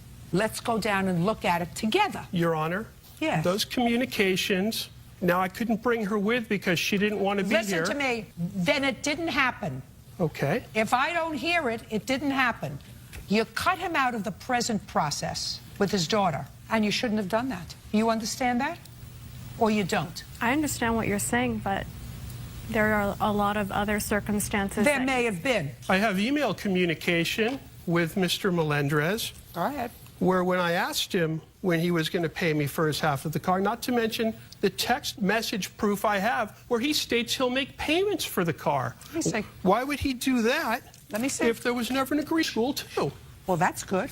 Yeah, so he Well, knew a just a car was second. coming. You took the present process away from him, Mr. I don't Spiegelman. believe I did, Your Honor. Well, I don't care what you believe. That's why you're here.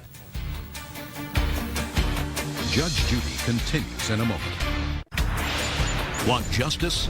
Go to judgejudy.com or call 1-888-800-JUDY. Now, you're here for someone older and wiser who's been there, done that, and played that game to tell you that you took him out of the present process. Did I take the financial responsibility away from him for the 10 years he didn't pay child support and I supported his daughter? Listen to me. That's her problem. Yes, it is. That's not your problem. That's not your problem. All I'm listening to is the car. And I'm telling you that from the perspective of a parent, I'm telling you, it's not nice to say, give me half the money and I'm going to bring the package inside. Your Honor, he's always involved in everything. He's been to every birthday party she has. He's always invited. He chooses not to attend. I would never leave her father out of anything. Well, you did. You left him out of picking out the car. You may think so, but I didn't. Well, you did. You did. You said the three of us went to look at the car. He Then we did- thought about it. Well, he didn't want to go. I know it was Okay, never well, I don't know whether he didn't want to go or not, so you didn't invite him. Okay, here's the message. issue it's the fact that the last time you guys discussed anything with me was June. Then you guys make whatever decisions, and then you just say pay. That's just a second. That's his email. That's exactly what I'm saying to you. What about the one from August where he says he's excited about the car, he doesn't have the money on him, and he'll make payments? That was before that text you have there. And there's two texts there where he says he'll make payments. If he never agreed, Your Honor, why would he want to make payments? Listen, I don't think you had a contract with him, Mr. Spiegelman, so I'm dismissing your case. You're not hearing what I'm saying. That's all. Okay, thank you. Parties are excused. You may step out. Judge Judy continues in a moment. And on the next Judge Judy. Now it's case number 29 on the calendar in the matter of Lang versus Fennell. Thank you. You're welcome, Judge. Parties have been sworn in. You may be seated. Folks, have a seat. Miss Lang, how did you find the defendant who was hired to dog sit for your 3 dogs? He was my massage therapist at the local gym. Had he ever dog sat for you before? No. When did you hire him? Valentine's Day. And how long was he supposed to take care of the dogs? 5 nights. He wasn't sleeping at your house? Yes, he was. He was supposed to sleep at your house? And feed them and walk them? Yes. And there was an accident in your house because he came in one day and this little guy darted out, ran into the street, and got hit by a car. And you want Mr. Fennell to be responsible for all the vet bills, which were thousands of dollars. Yes. On what day was the accident, Miss Lang? Do you know? It was Monday. We left Sunday, and it was Monday. So that... February 15th. And I don't even know, Judge, if that's what happened. I wasn't there, and there's no driver's license, no driver. That's what he says happened. That's what he says. You don't think he hurt the dog on purpose? I don't know. Well, that would be ridiculous. You want to take the dog outside, please? Mr. Fennell, what time did you start working on February 14th? We went there, I went there in the morning, fed the dogs, and then at night refed them. I wasn't supposed to spend the night there. It was just morning and night, feed them, go in, and pet them. And that's what she said she wanted. No. That is what she said. No, he was okay. spending the night there. That wasn't our agreement, but... Yes, it was. Okay. Okay. On the 15th of February, what time did you get to the house? We, you know, I don't know the exact time. Me and my mom went to the beach, and... well, you had to go there in the morning. Well, yeah, I got there in the morning. What time did you get there in the morning? Probably... Promise not an answer. Stand up, please. You're his mother? Yes. Move over there. And your last name is? Parks. What time did he get to your house on February 15th? The 15th, he came probably about 11. We went to the beach. 11 a.m.? Yep. Listen to me very carefully. Did you have a discussion about his job dog sitting? Yes. What did you talk about on February 15th with regard to his job dog sitting? That he needed to go and feed the dogs after we returned from the beach. What time? Probably about 3, 4 o'clock, somewhere in there. And after he fed the dogs, where were you going? Back to my house, and he was going to have dinner at my house. What time had you fed the dogs, Mr. Fennell, that morning? Probably 9 or 10, somewhere in there. And according to your statement, it was your agreement with Miss Lang to feed and walk the dogs twice a day. No walking. I was supposed to go over there, feed the dogs twice a day. She said go in, pet them. That's about it. Are you a moron? No, I'm not. Who was supposed to walk the dogs? She has a dog walker that comes once a day. Are you trying to tell me that this rather intelligent lady was going to let her dogs be walked once a day for 4 days? Yeah, Is that what you're telling me? She actually lets them go to the bathroom in the house. They defecate and urinate all over the house. She told me to leave the urination and the there, and the maid comes once a week to clean it.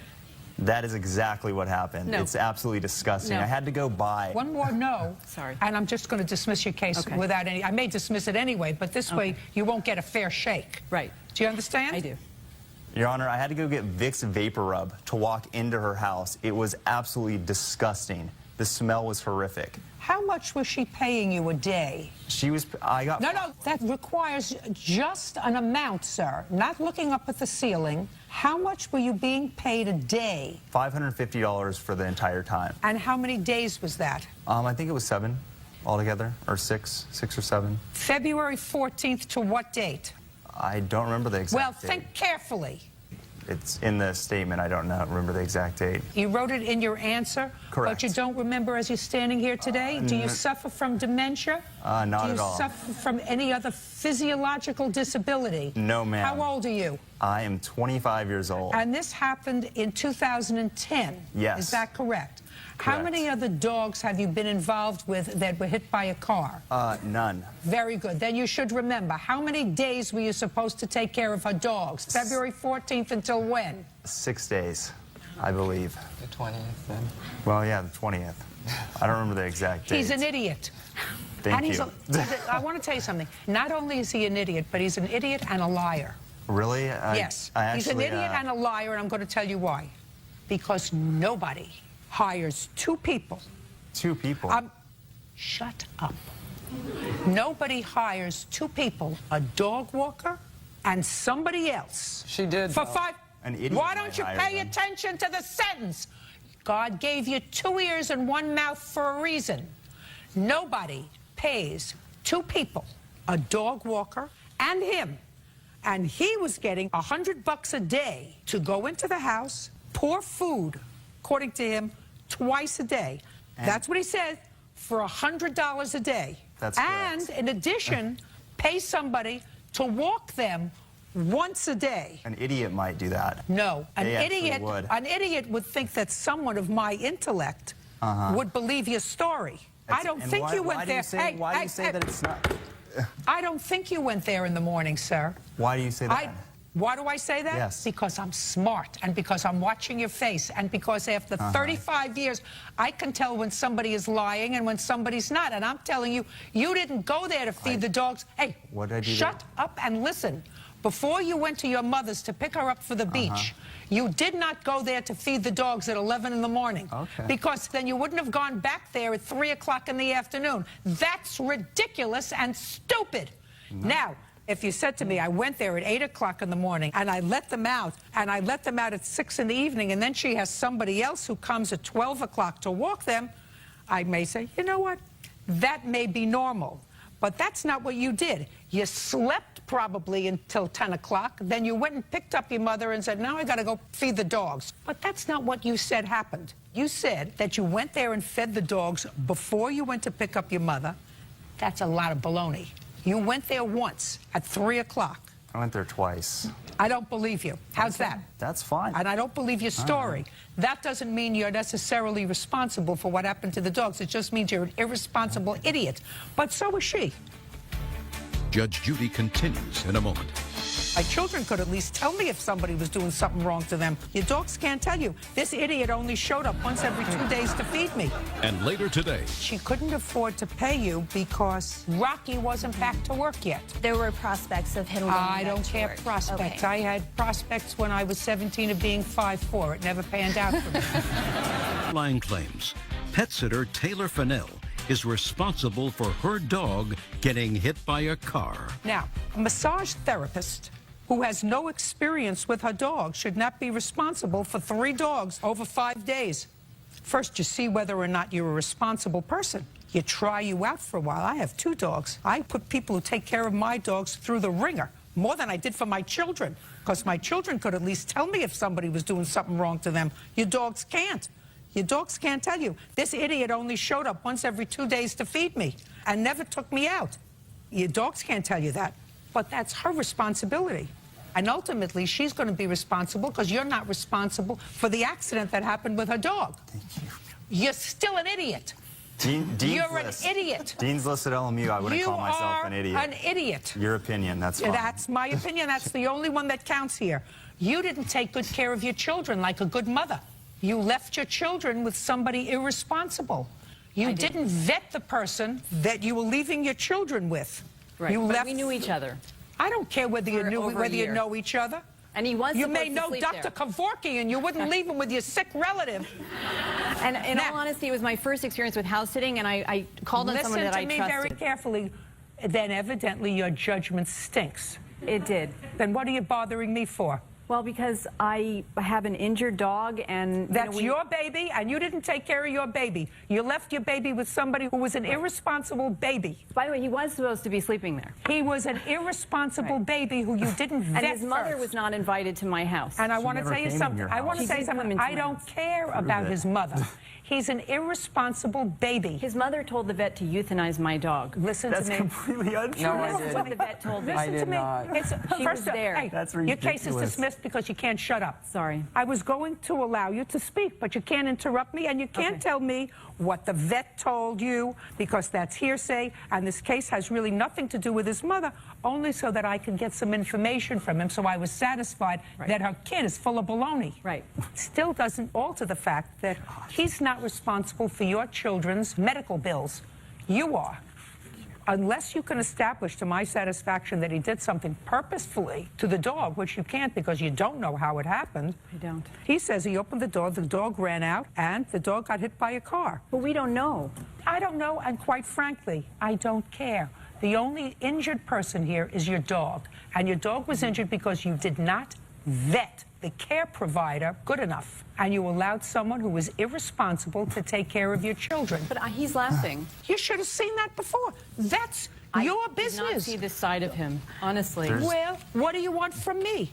What do you want from the courts? If you didn't see that side of him, if you didn't see that he's an idiot, and if you didn't see that he's irresponsible, and if you didn't vet him sufficiently and say to him, I'm going to pay you $100 a day, but you're going to come over to my house for a couple of afternoons, and I'm going to see how you take care of the dogs and how you interact with them, and we're going to go over a routine, and I'm going to give you a written schedule, and you're going to sign that schedule. This is when you're going to be there. This is when you're going to leave. This is when you're going to take them out. This is when you're going to feed them. And unless you choose to take care of, show me the paper. No, we didn't sign anything, but Goodbye, that's exactly... Miss Lang. Take care of your own babies. Parties are excused. You may step out. I think Taylor is an idiot, and he's a liar. Her dog got hurt, and she's trying to blame me for her dog's injuries, and it's absolutely ridiculous. The vet said that she would not re-release the dog back to Taylor and his mother because they were totally unempathetic. We were horrified. I feel sick to my stomach. It was really a scary experience for us, actually. I really am nauseous. And now the next case. All parties in the matter of Anderson versus Manson. Step forward, please. Erin Anderson is suing her former friend, Samantha Manson, for loans to pay her bills and for a trip to Las Vegas. Miss Anderson, you and the defendant were good friends, according to what I read in the complaint and the answer. And about 2 years ago, you claim you made a loan to her. Yes. The amount of $2,000. Correct. And you claim a subsequent loan within the last year or so. Miss Manson says that you were a generous friend, both were gifts, and you had a falling out over some nonsense, but she doesn't owe you any money. Correct. So I have some questions. Perfect. Judge Judy continues in a moment. There are certain truisms that you try to teach to your own children. Right. And one of them is, if you lend a friend money, you lose your money and you lose your friend. Real cases, real people. Judge Judy. Erin Anderson says former friend Samantha Manson owes for 2 separate loans. Now, tell me the circumstances surrounding this first loan. First, when was it? It was October 20th, 2008. Did you give her money by check or cash? Check, and I have a copy of the check as well. I'd like to see it. Sure.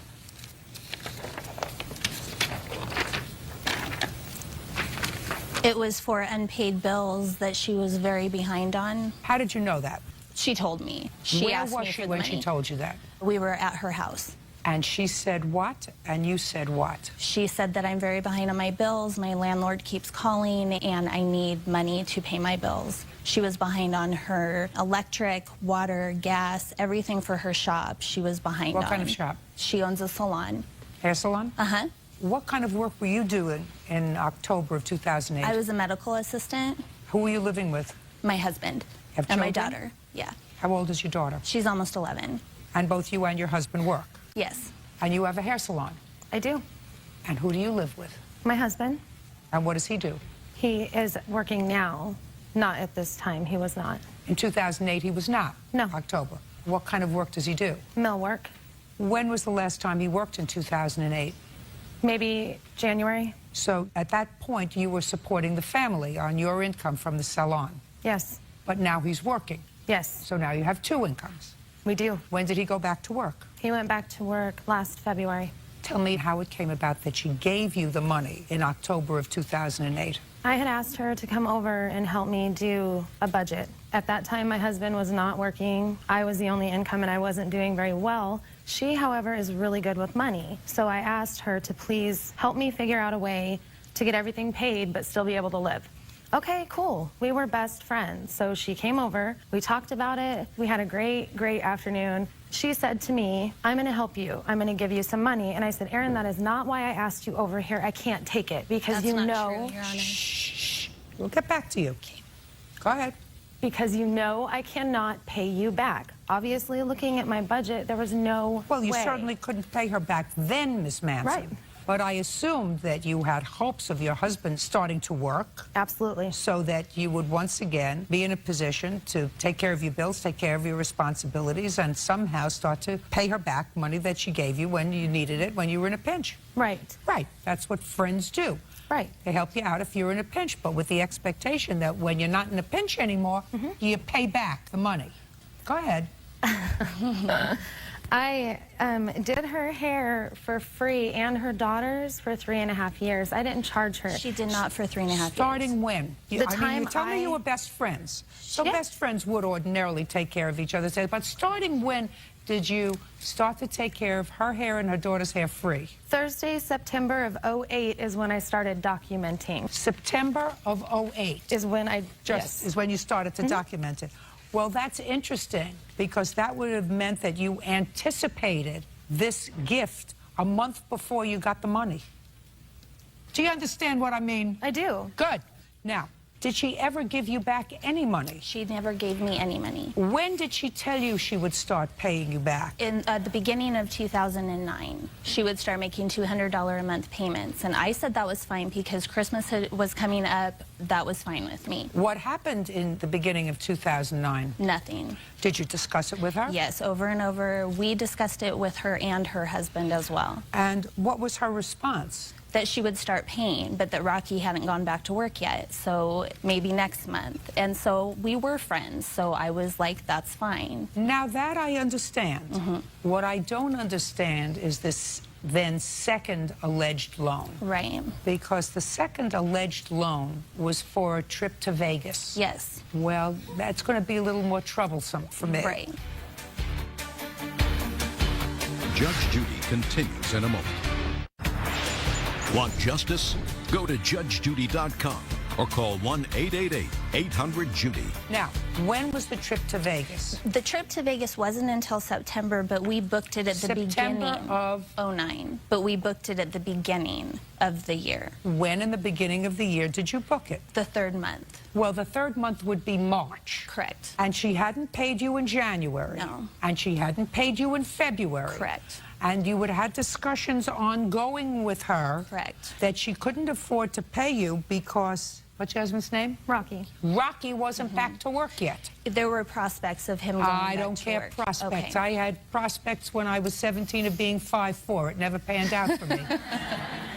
So January and February, you did not get any money, and then you all decided to take a vacation. Correct. And you fronted the money for the vacation. Correct. Well, that was bad judgment on your part. Correct. Very. Because there are certain truisms that you try to teach to your own children. Right. And one of them is don't throw good money after bad. I know. And the second thing that you learn over the years is if you lend a friend money, you lose your money and you lose your friend. Right. You owe her the $2,000. You don't owe her for the vacation because I don't believe that she had a legitimate expectation of being paid back for the vacation because you hadn't paid her the original $2,000. So you have to give her back the $2,000. And now that Rocky is working, it should be easy for you.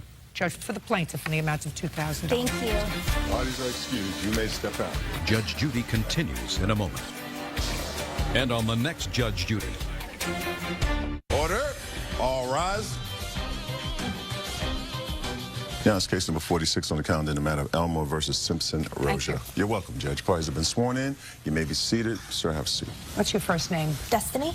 You're her father? Yes, ma'am. Name? Sierra Simpson. And you're her mother? Yes, ma'am. Destiny, it is your claim that this young lady and others assaulted you, and that was over a boy. Yes, Your Honor. And the defendant says that you assaulted her first. Who was this? That's my brother. He was present. Yes. Okay, so we're going to start with you. What's the name of the boy? David. You were dating David? I was pregnant with his baby. How old are you? 16. That's great. How do you support yourself? I work. Full time? No, I go to school. So what were you doing having a baby? It was a mistake. And what did David do for a living? Nothing. What'd you have to say about that when your daughter told you she was pregnant? No, I just dealt with it. Not much I could say. Took her to see Dave, told him about it, and went from there. And then what happened, Miss Rozier? There's been nothing done about it. He has not contacted her, no paternity, nothing. Well, what about her? She stays at home, she works, and she's finishing school, and she takes care of the baby. Were there other possibilities as potential fathers? There is one more. Has he had a paternity test? They're in the process of doing that. But not with Dave? We've tried to get Dave to do a paternity, and he won't return calls. All you have to do is go to court. How old is he? 19, I believe. So, as far as you know, it could have been either one of these two people. And how old is your baby? 2 months. When did this incident happen, Miss Elmore? August 15th, 2009. Tell me what happened. I was receiving threatening phone calls for an amount of days. From whom? Sierra and a couple of her friends. What were you calling her for? I was calling to get a hold of Dave because when I was pregnant, my sack that the baby was in had a hole in it. And I had to get a hold of him to tell him what was wrong with the baby. And she told me he wanted nothing to do with me or the baby and that she was going to kill me. Why didn't you call Dave at his house? He didn't live at his house, and he only had a cell phone, which she had. And she told me she was going to kill me and my baby. Just a second. You called her? I called Dave's cell phone. She was answering it. Well, then evidently he was at her house. Yeah. Now, Dave isn't a physician, is he? No. So he couldn't help you with anything with regard to what was physically wrong with this baby? No, I just wanted to let him know. Great. Okay, so you were receiving phone calls from her for a while? Yes, because David got his cell phone number changed because she wouldn't stop calling him. And when he did, she didn't have it anymore, so she had my cell phone number and she started to call my cell phone. I actually have audio. You have a recording of her calling you? Yes. I'd like to hear it. I'll take it up here. It's easier for me to hear it up here. Your Honor, this is her threatening to come kill her. And so I'm not even saying if you do not tell me what my baby's father is, I'm going to kill you. I'm not playing because Dave is my baby's father, and you should have called me when you got out of here, and not your...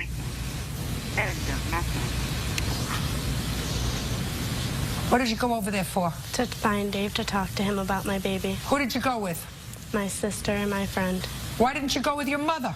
We weren't talking at the time. Why? I was living with my sister. How old is your sister? 27. Where is she today? At home. What does she do? She's a stay-at-home mom. How many children does she have? 2. How old are they? 3 and 4. Who else lives in her house? Her fiance, but he's in the Army. Her fiance? Is he the father of these 2 children? Yes, he is. What happened when they got there, Miss Elmore? My brother went outside because Sierra was the only one that came up onto my driveway. Your complaint says that somebody called first. Who called first? His name is Kevin. Who's Kevin? My friend's boyfriend. What's your friend's name? Karina. So you weren't just there with your sister. You came with a boy.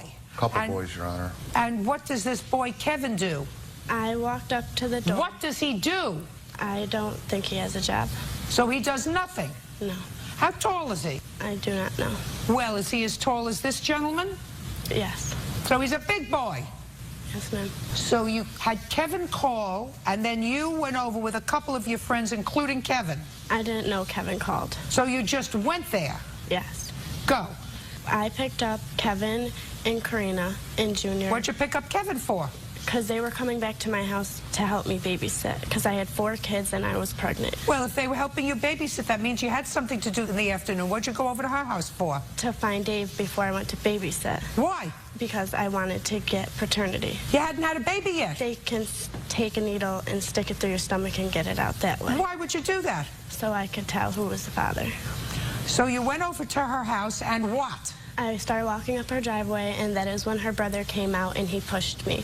And that is Her brother pushed you. He didn't push you before he said something. What did he say? He said, get off my property. Get off your property. And what did you do? I stood there, and then he came up and he pushed. Just a minute. So at this point, you're trespassing. Yes, ma'am. You understand that you're trespassing? Yes, ma'am. Do you understand that she's trespassing? Yes, ma'am. This point, the person who lives in the house told you to get off the property because you've already threatened to kill his sister. Yes, ma'am. Not because of anything she did, but because of something allegedly that David did. David's allowed to dump you for somebody else. He didn't dump her. He was seen. He's allowed to dump you for somebody else. And you're 16 years old. He's allowed to have a lot of girlfriends. And you're supposed to take care so that you don't become pregnant. So you were trespassing and her brother pushed you. And then what happened? And then that's when Kevin and Jean got out the car and started fighting him, and Destiny came out and we started going back and forth, and then we started fighting.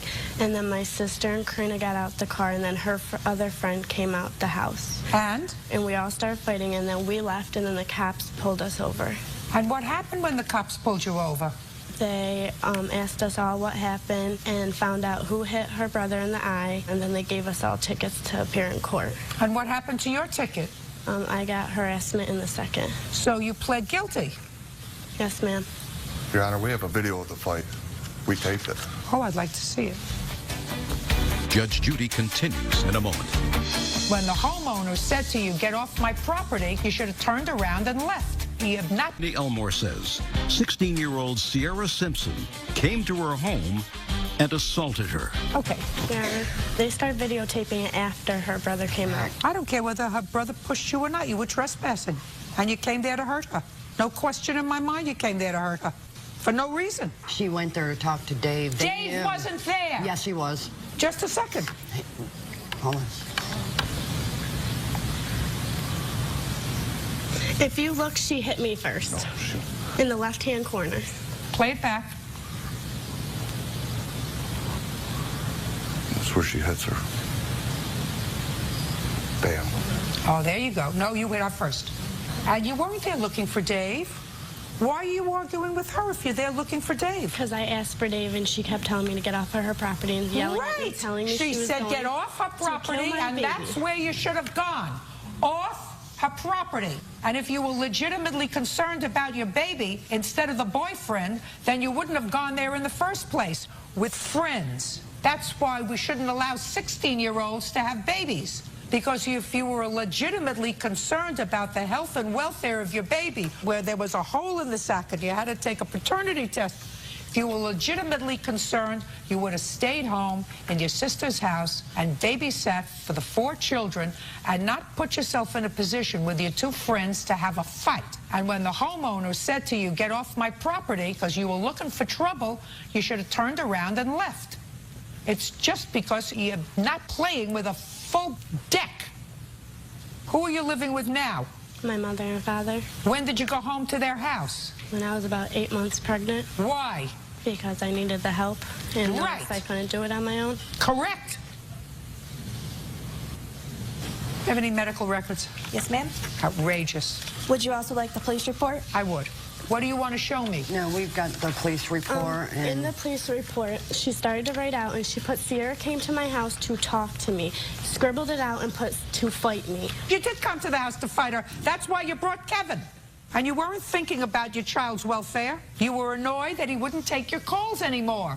He didn't want to be bothered. He probably knew that there maybe was somebody else that could have been the father of this child, and he wasn't going to get snookered.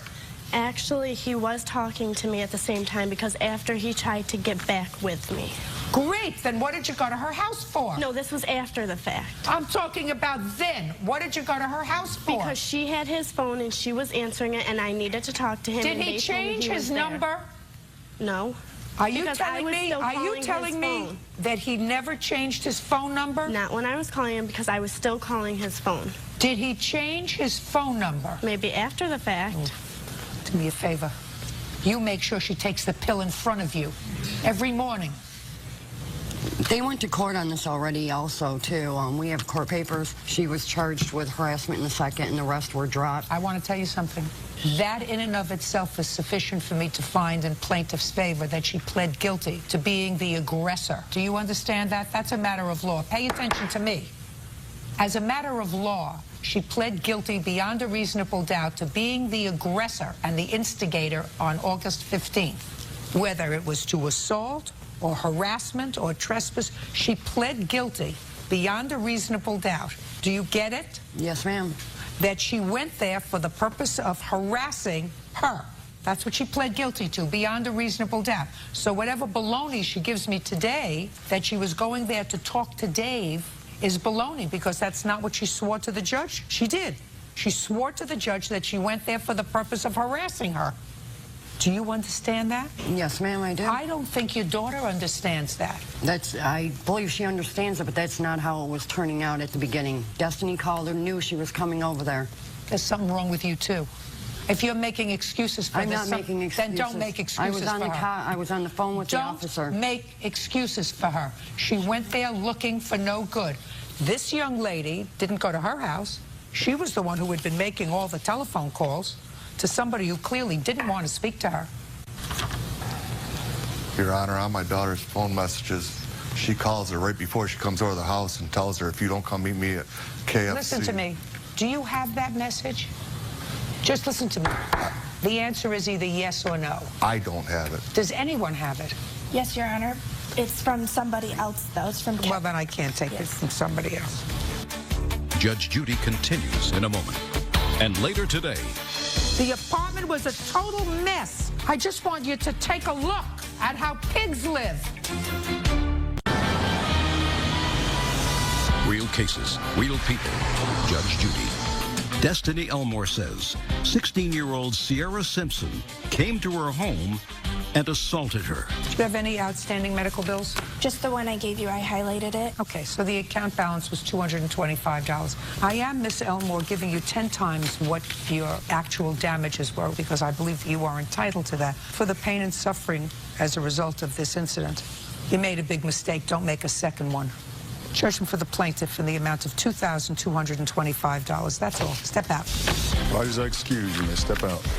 I feel that she's a drama queen, and she doesn't deserve what she got. After she hit me, there was 4 girls that are coming out at me, trying to hurt me as well. She went for my sister, started blaming her, going off on her as it was her fault. It was ridiculous for her to come to our house like that with more than 5 people. It happened. It's done.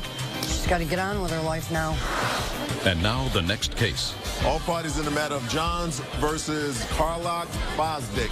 Step forward. Bradley Johns is suing his former tenants, Crystal Carlock and Ryan Fosdick, for leaving his duplex a mess when they moved out. Mr. Johns, the defendants were tenants of yours in what I gather is a duplex apartment? Yes, upper and lower. And it is your claim that they moved out. They moved out with your permission? Yes. Prior to the expiration of their lease, and they owe you money for rent and for damage that they caused to the apartment. Correct. The defendants say that they left the apartment in the same condition as they found it when they moved in, and that you actually owe them money because who fell? And your last name is? Carlock. Miss Carlock fell on steps in snow and ice, and she hurt herself. When did you move in, Miss Carlock? We moved in December 16th of 2009. Keep your voice up, please. 12/16? Yes. That's not true, Your Honor. When did they move in? I let them move in early on the 14th. They moved stuff in. If they started living there on the 16th, that's unbeknownst to me. It doesn't actually make any difference whether they moved stuff in on the 14th or the 16th. I mean, you're not wasting my time for 2 days, are you, Mr. Johns? No, I don't want to hear that you're wasting my time for 2 days. I'd like to present this, Your Honor. I want you just to answer my questions. Okay. No, I don't. I never want to waste your time. I want you just to answer my questions. Yes. When did you fall? December 20th. Did you report it to anyone? Yes, I went to the hospital. Did you report it to Mr. Johns? I called him 3 days afterwards. And said? And told him that I had fallen down the steps, and he said that he couldn't do anything about it, that I'd have to cover the medical bill because snow removal was in our lease. But actually, it had not been originally in the lease. It had been added, and only his... That's a lie, Your Honor. Mr. Johns, don't irritate me, sir. Sorry. Did you file a claim against Mr. Johns in December? No, I did not. Did it snow again in December? Yes. Did it snow in January? Yes. Who shoveled the steps? We ended up doing it. Perfect. That's what you should have done before. So I've just taken care of your counter. Put your hand down. Just taken care of your counterclaim. Now I want to see pictures of the apartment, if either one of you have them, when they moved in. Pictures of the apartment. That's more than pictures of the apartment, Mr. Johns. These are prior pictures. That's the condition they looked at when they agreed to live there.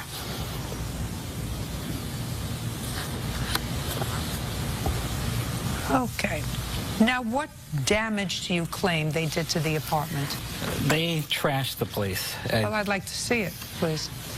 There's big copies and small copies, Your Honor. I'd like to see them. They left 22 bags of huge garbage scattered throughout the place. They lived there for 60 days. The downstairs tenant claims they never took the garbage out. Don't tell me what anybody claimed. When they moved out, they left. Sorry.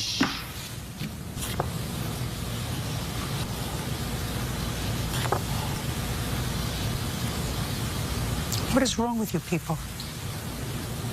What is wrong with you people? I'm sorry, Your Honor. I said, what's wrong with you? How can you live like this? We actually have a police report that shows that we didn't live like that. I want to see the police report. I mean, if he staged this, then he's a bigger idiot than I thought. He must have, because we have a police report. Another lie, I Your want to Honor. see the police report. On what date did you move out? February 21st of 2010. Apartment was a total mess and not cleaned. That's what it says. I mean, you want me to read just what you highlighted? Which says there was no damage that would be considered above and beyond normal wear and tear. The apartment was a total mess and not cleaned. Judge Judy continues in a moment. Want justice? Go to judgejudy.com or call 1-888-800-JUDY. Now, this is what the police saw. They're not talking about damage to the apartment. The walls weren't damaged. I just want you to take a look at how pigs live. Pigs. That's what the police said. Look at the pictures. Put your hand down and look at the pictures. That's what the police saw. Was full of trash and garbage. How do you live like that? How do you live like that? We didn't have trash removal. He told us it was included, but we were never... Shut up. Okay. I'm going to dismiss everything about your case. Everything. How do people live like this? Your Honor. I don't care if you take the garbage and walk it to a local dump. How do you live like pigs? There were many times we did take it to somewhere to get rid of Your a lot of it. counterclaim's dismissed. Your claim is granted. You're not supposed to have to clean up after pigs. You're suing for $1,700? You deserve $1,700 for having to walk in and smell this. You want to act like a grown-up and live in an apartment and live on somebody else's property? Don't behave like pigs. Goodbye. Parties are excused. You may step out. Judge Judy continues in a moment. Yes, case number 17 on the calendar in the matter of Smith versus Hall. Thank you. You're welcome. Judge, parties have been sworn in. You may be seated. Gentlemen, have a seat. How old are you, Mr. Smith? 26, ma'am. And you're 18? Yes. She was your girlfriend? She Yes, ma'am. became your girlfriend when she was 17. You're no longer involved. You claim she owes you the balance of a loan that she made for a car. You borrowed the money from your grandmother in order to give to her. You've since paid your grandmother back. She's paid back $400 of how much was the loan? It was a total of $1,500. And you paid back? $400. So how much do you owe? $1,100. Isn't that easy? Yes. Perfect. Is there any reason why you think you do not owe that money? The reason is I spoke with his grandmother 3 weeks ago, and we still have an agreement that I'm going to pay her back. I have every intention on paying her back. So you acknowledge that this is a loan? Yes. No, because that's not what you said in your answer.